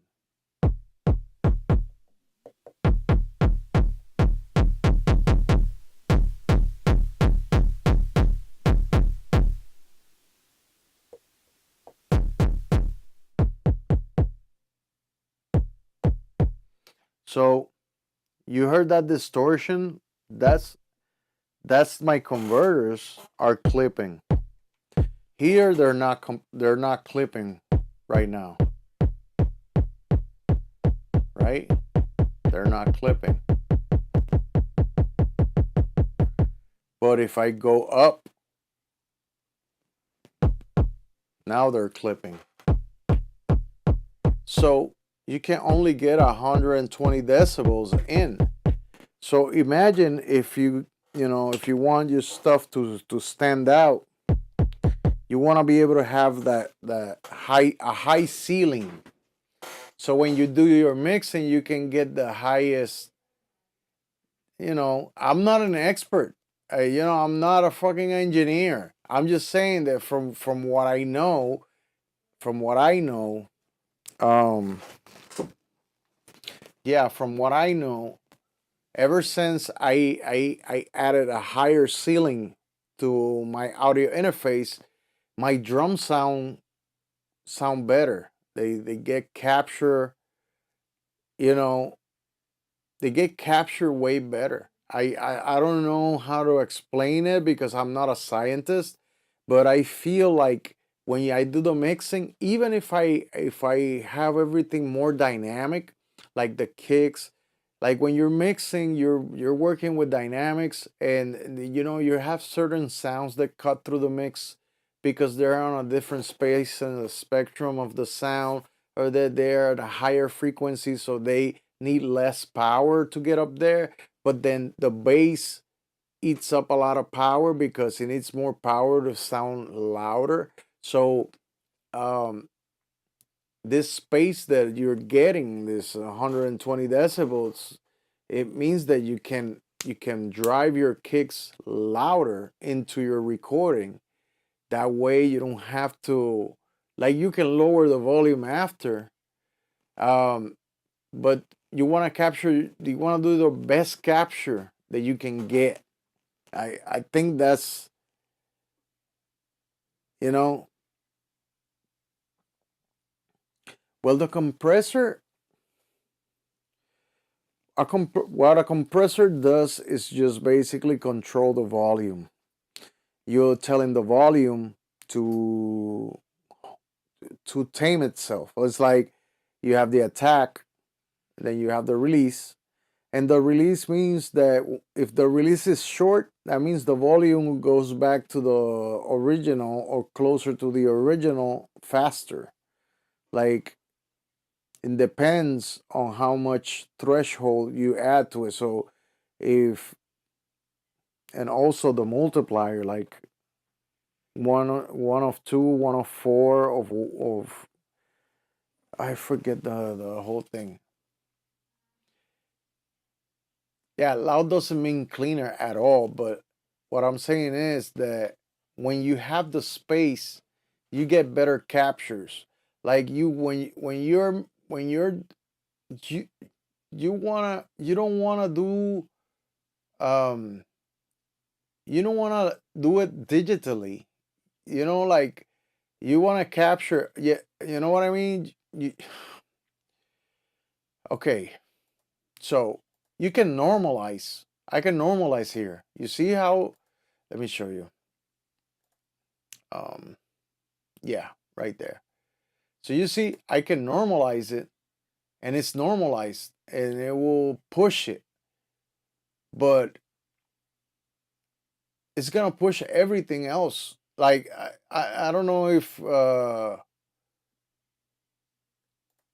you can understand me. Like, you can normalize it, but it's done. I can play it.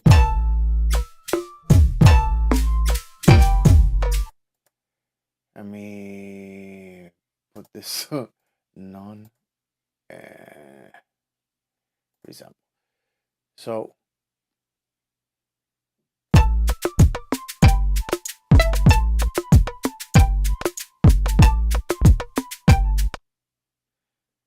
you hear that? That's normalized, and this is how I captured it.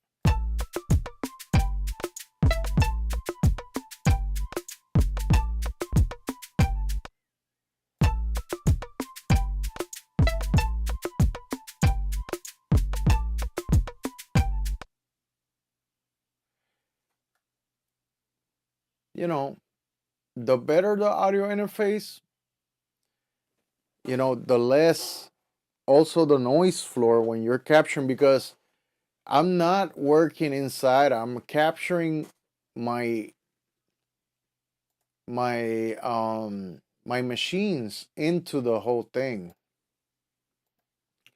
Like I'm capturing the machines through the audio interface inside of the DAW.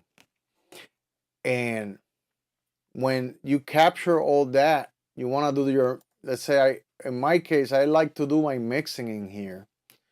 And I do all the leveling stage, gain staging on all of this stuff. And usually I do most of my gain staging before I get it here. I do a lot of gain staging outside on the boxes themselves. And I cut my work into half because I can do equalizing, I can do panning, I can do any of the stuff that you would do inside of the DAW. You can do it beforehand with your machines. And then when you record them in, you got most of the work done. Um, I don't know if you guys understand. I'm not an expert. I didn't go to school for engineering, so don't take what I'm saying like a professional. But from what I experimented up until now, ever since I got my higher capacity audio interface, my my audio quality has tripled. It does. It has tripled. Ever since I put all these, when I made all my acoustic panels inside of this room, I never thought this would be something that as important as my audio interface. Because when I'm monitoring out here, whatever what you're getting into your ears is as important as what you're capturing. So it's like if your monitoring system and your room is not ready, either get a good pair of headphones and go by your headphones, but then also you want to feel how the bass reacts in a room, and then you step back. What I do is I step back a little bit, and I can hear the resonance of the bass, and I know whether my bass is way too loud or is perfect. And it's so many things at the same time that you want to take in consideration when you're trying to make your music, that an audio interface uh with enough ceiling, or what you call it, enough, you already know, with enough ceiling, like if your road is small, you can't drive more than one car per lane because the lane is too small, right? So if you get a bigger bandwidth that you can, you know, record that way. Now I had cheaper interfaces. You guys remember I had the Behringer interface? Okay, with the Behringer interface, my recordings, let me show you. This you see that minus, I'm at -9 right now. -9 on that recording, and that's without pushing it. I haven't pushed it because I didn't put, like, I have the leveling amplifier is down. Like I I can record it higher. No.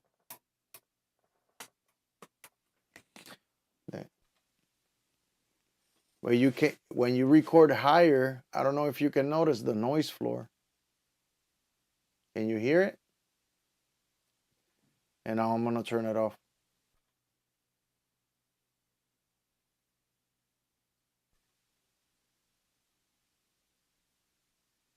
So if I wanna, I can record that shit again. Look. I'm gonna record it again.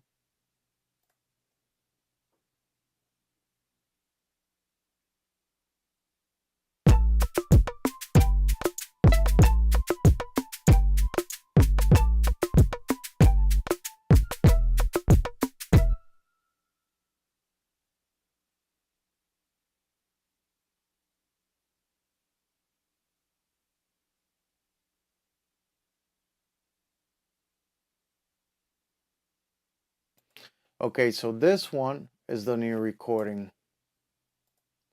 And this is the older recording right here. As you can see, the volume is less. And on this one, the volume is higher. I can replay it.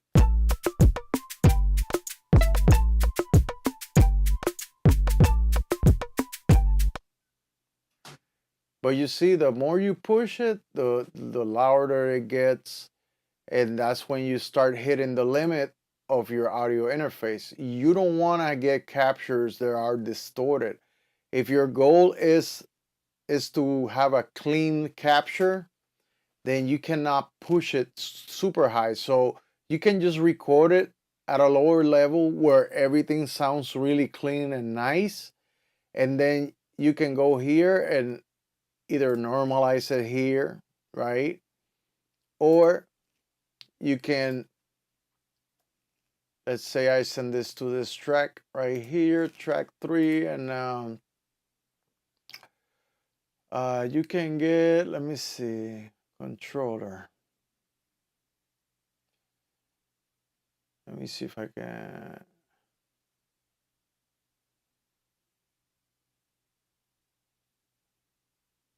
Let me find here. Where is it?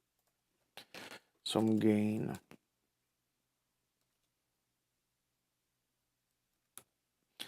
No. You can add anything to add some gain. You can do it. I rarely do that because you don't want everything so loud just yet. You know what I mean? I always stay at minus 12 dB when I record. I stay up. That's too loud for me when I'm recording. When I'm recording, I stay below minus 12 dB. And when everything is playing at the same time, when I record everything separate and everything is playing at the same time, and then you start adding stuff like compressors and you start boosting a little bit here and there, it will easily go up to -6 or up to -3 before mastering. You know what I mean? So when I do my captures right now, because I'm doing a live stream, everything is running through like the Behringer 369 and through the analog heat, because I want, for the sound to be more crispier on the YouTube, right? So Larry, yes, when I make my music, everything gets multi-tracked into my sessions, and then I multi-track everything. All my drums separate. That's why I like the analog rhythm. I take all my drums separate. Boom, everything's separate. And if any variation, you know why I do that? Because it makes your job easier. Let's say you want to create a stutter. Uh, Let me show you right quick. This is turning into like but I'm gonna give you an example. Just watch what I'm doing here. These are the secrets of the master. So we have here. Okay, let's say you want to cut this and you want to make a stutter on the kick or on the first thing, and then you hit chop, and then repeating, and let's do a 16 loop.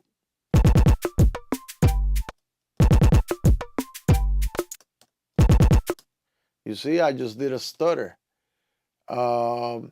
If you want to do it down here, you can just cut here, you cut here, bam, and then you cut here, and then you say you want to chop it, and then repeating, you want to repeat 1/8. So now it changes the beat. Even if it doesn't work, but and then you can take this one and then do the same thing. 16, not even, because what you do is pencil and then you can short that out. We can go here into half beat, shorten that out. Let me see if I can shorten out.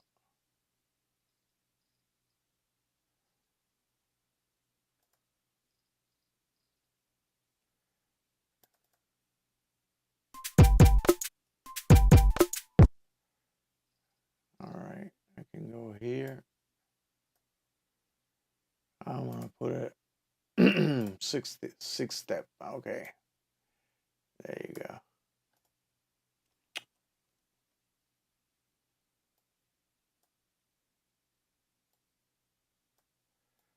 You want to do something crazy like this.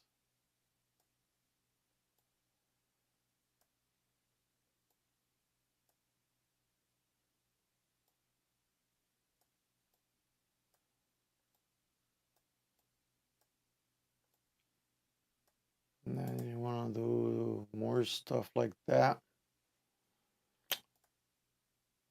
It's not gonna do it, but I can reduce it and copy it and do it here. Like weird stuff. You see that? So that's...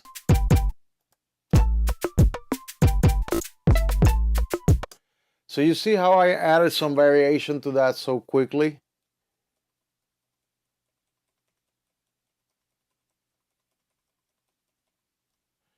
All right, undo everything. And then you can do way more stuff, like you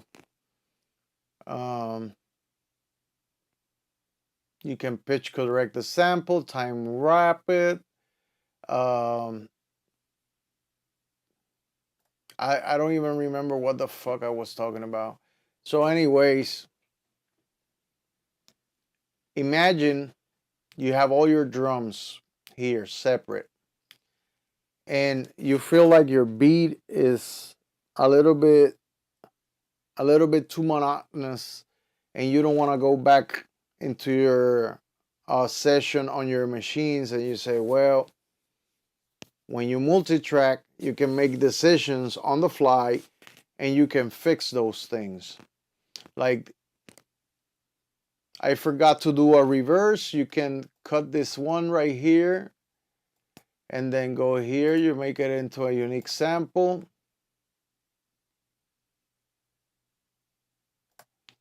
You can make it into a unique sample and then reverse that.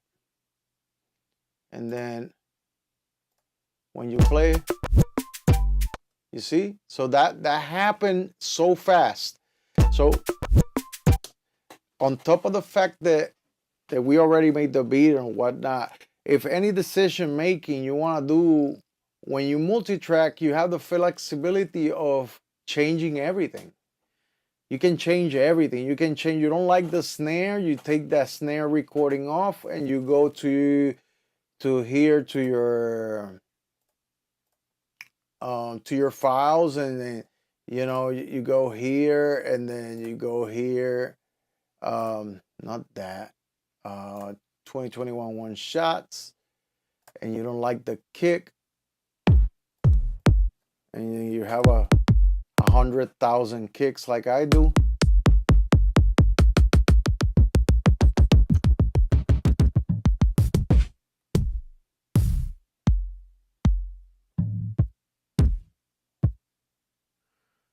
You want to add that one, and so you add it here. Wow, there you go. And then instead of that, you do a cell. And then you hit P, and that's your pencil. And then you can go here and grab that and throw it in there. And when you're at cell, it's locked in. So you can add an extra kick, ghost kicks if you want.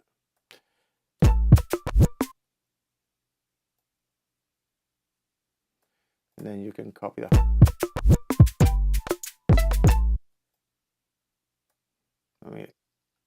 Here you go.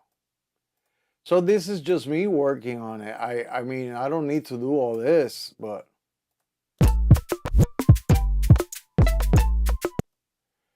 you can throw a 4 on the floor.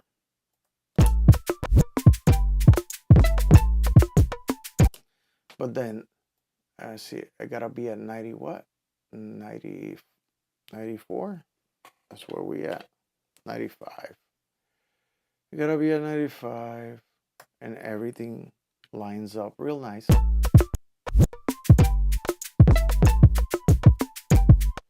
And then the other thing that you gotta take in consideration how you record it.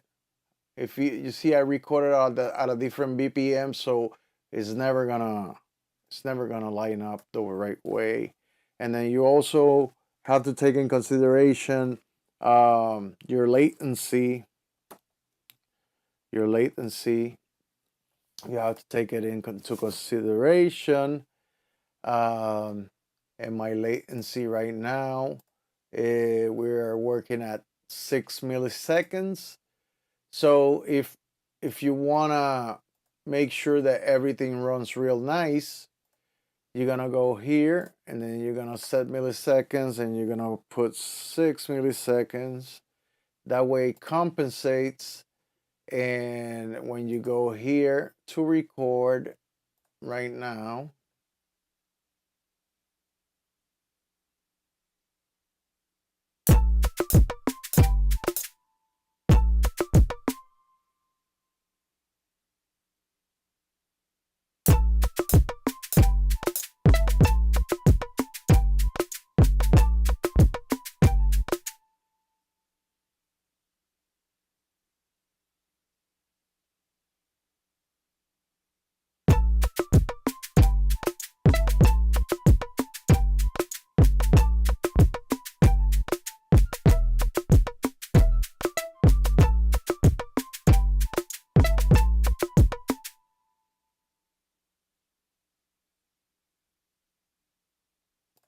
so okay, so when you take in consideration those things, now everything is lined up real nice. Like the kick. And then how do you know? You put the metronome on.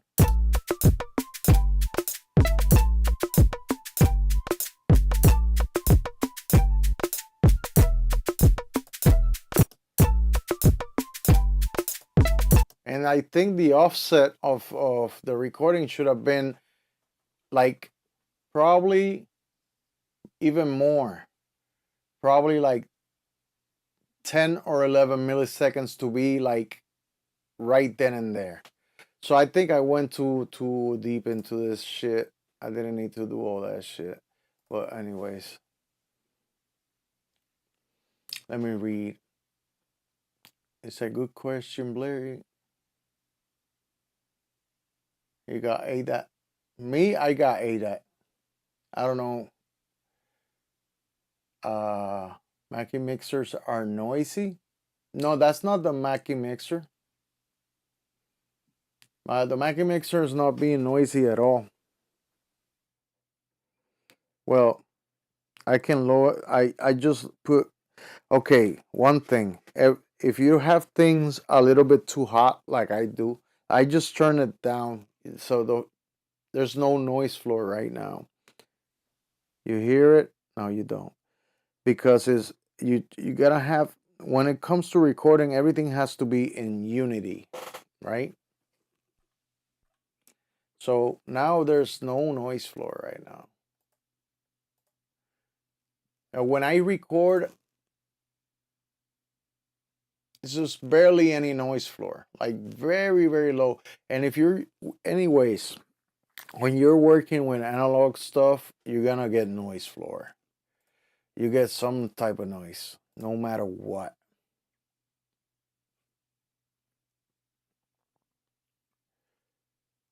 So you gotta be at unity, right?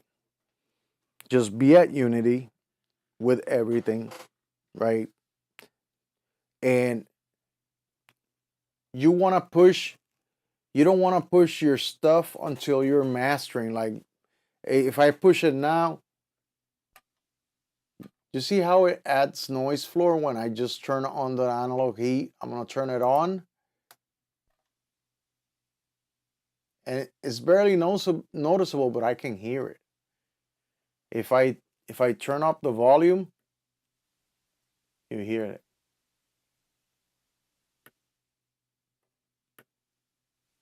You can hear it, right? It's very subtle, but I can hear it. If you turn up, I don't know if you can hear now.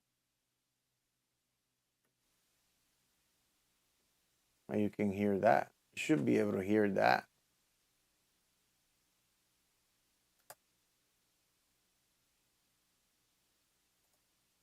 It drives me nuts. I don't know if you can hear it.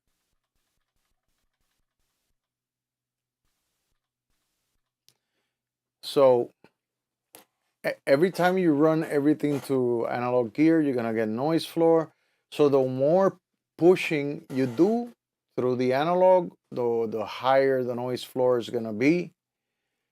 And that's the way it is. But it's barely noticeable when everything is playing. It's like it was very hard to.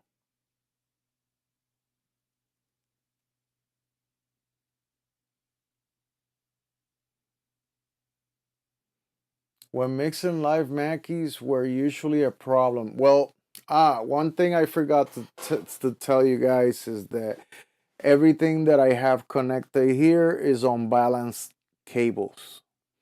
I'm not and none of my connections right now. There's no TS cables.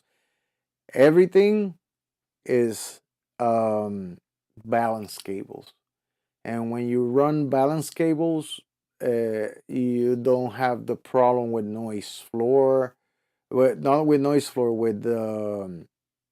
with interference and things like that.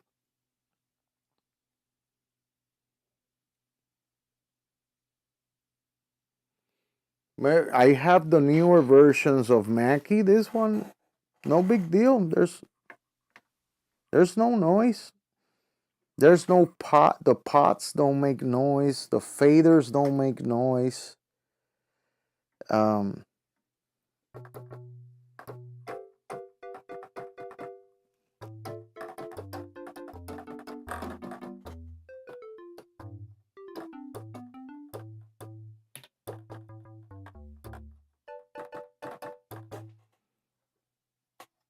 yeah, what the fuck? Let me see.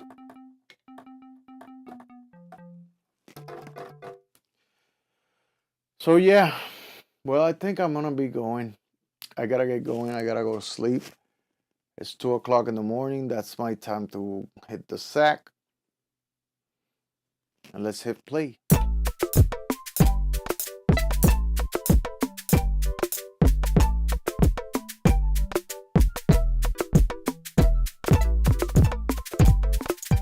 Oh my god, yeah, I forgot. Hold on. Oh my god, that's crazy. I'm running two Audis at the one time. That's my original audio. And we can push it.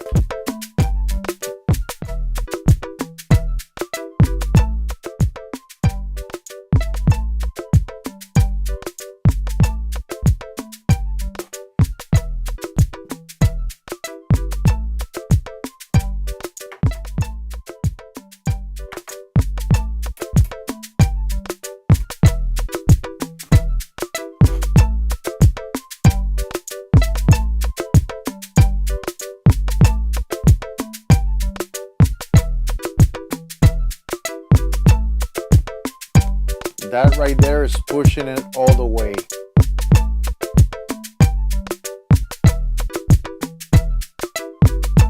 Then when I stop it, you can hear the noise floor.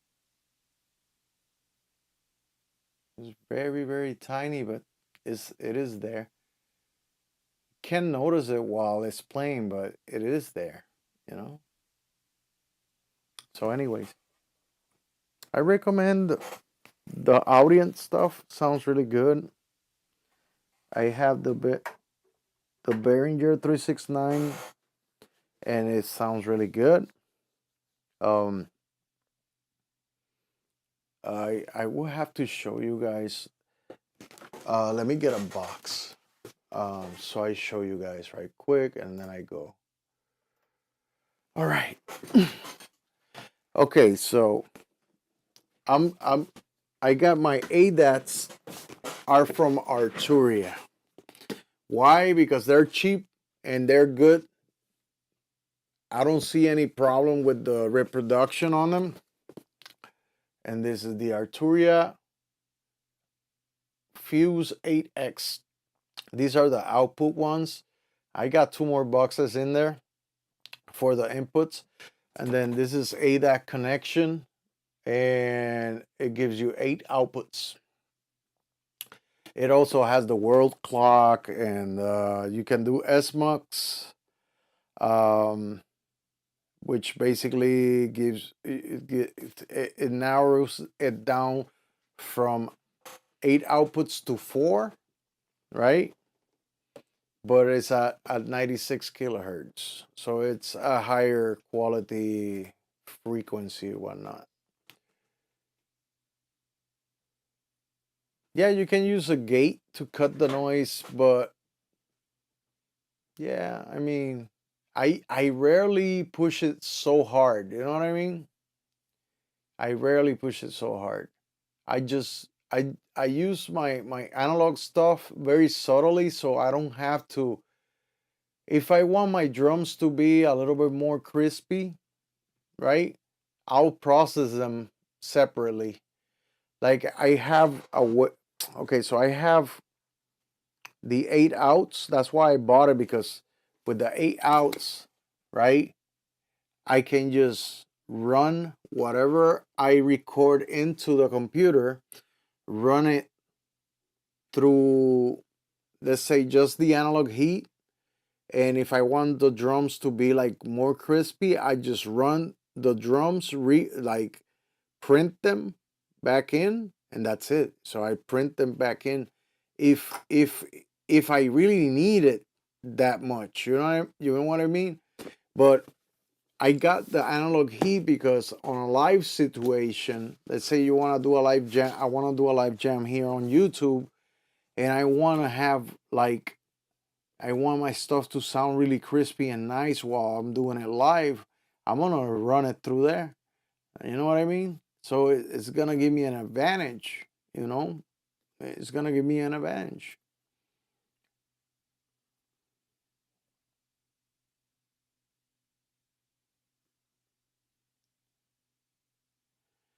Yeah, I can do it subtly. That's what I'm using with my vocal right now. With my voice, it has a noise gate,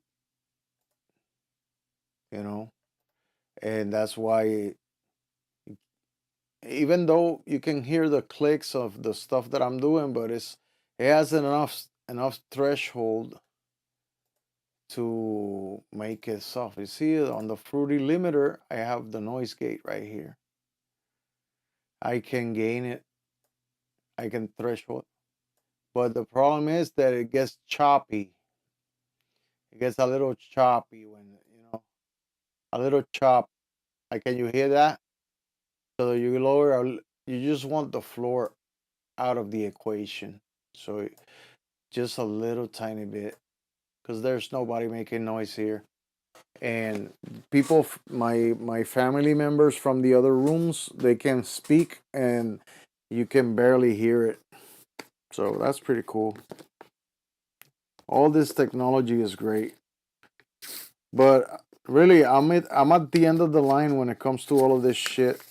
I don't want to buy any more stuff. I want to focus on making music like we did today for a little bit. And we have this little rhythm here. Yeah. Back to the island.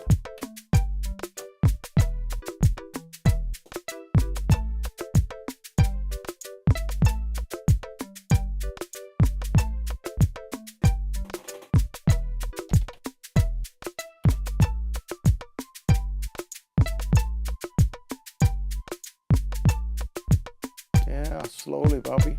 Take it easy.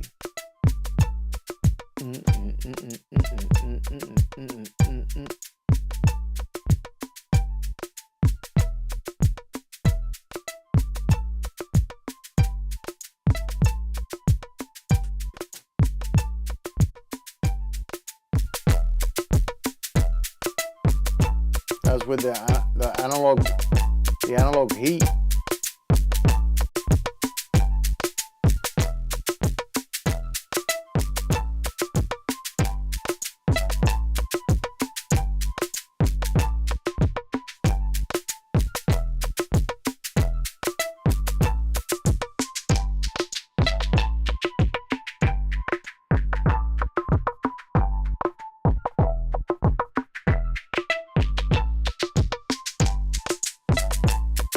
No, that's highly driven.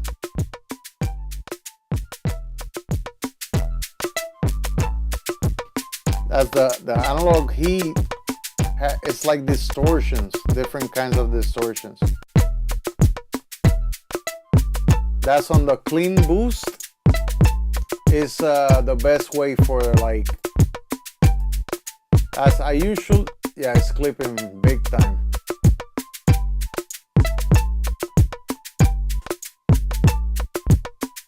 Let me lower it here.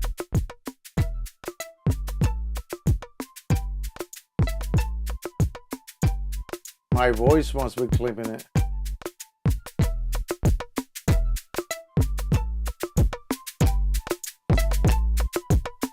So the clean boost, but then the saturation one.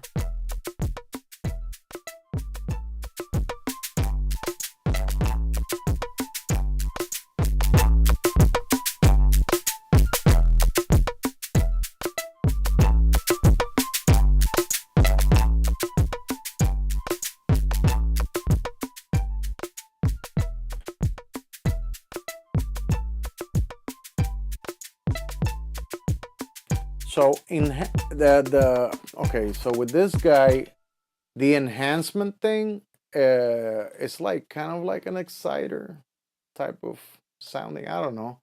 To me, it sounds great when I use it subtly. Just subtly, you know.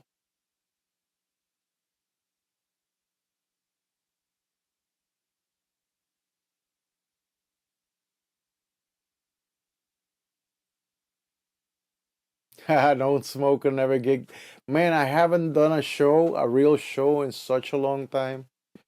Like, damn, like a really long time. Yeah. Yeah.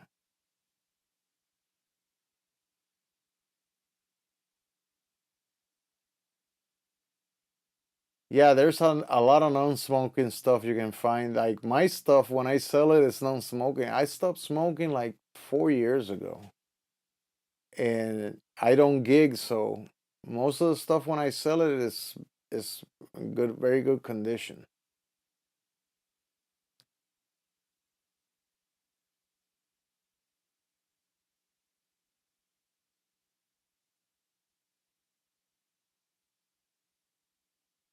Let me see. You know, I look back in the day, mix master. Say Allen and Heath equipment.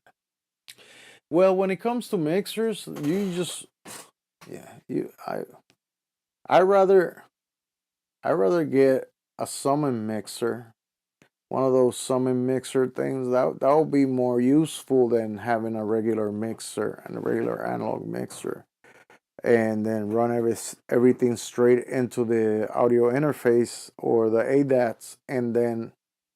But the good thing about having a Mackie mixer in my case is that I can route stuff for like live situations here on YouTube, and it lets me like take out like the full mix, and I can just run it straight into the tone work, and then I can just mangle the, well, now is gonna be, instead of the tone work, is gonna be the chaos pad, which is gonna take that sound and play with it.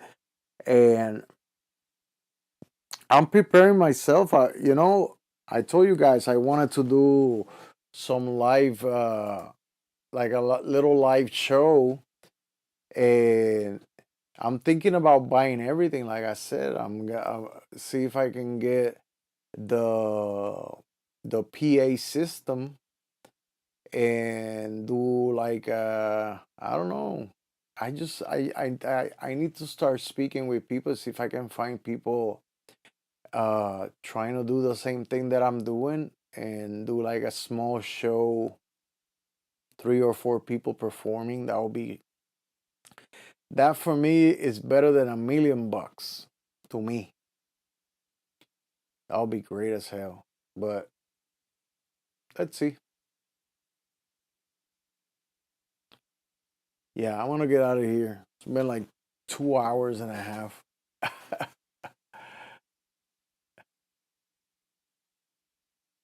Allen Heath.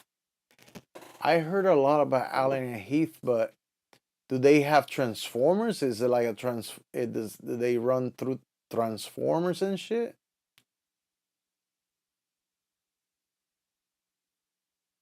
Because this one is completely passive. The Mackie stuff is like there's nothing. There's no transformers here. I I checked. I look for information. There's none of those things. All right, I'm gonna go. I can't hold it anymore. I worked all day, and here I am, 2 o'clock in the morning, still hitting it.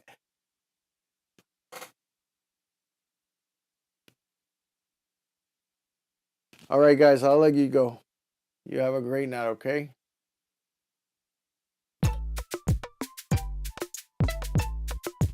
See you tomorrow. Not tomorrow, maybe the next day.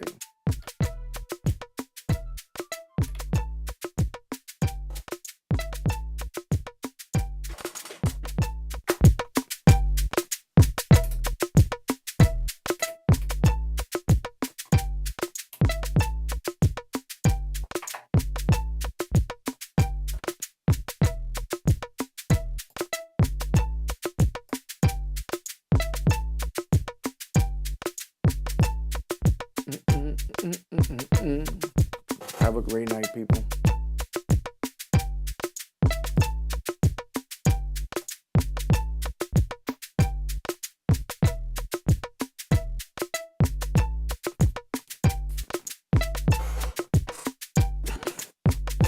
Stay tuned for the new stuff coming soon. Next week.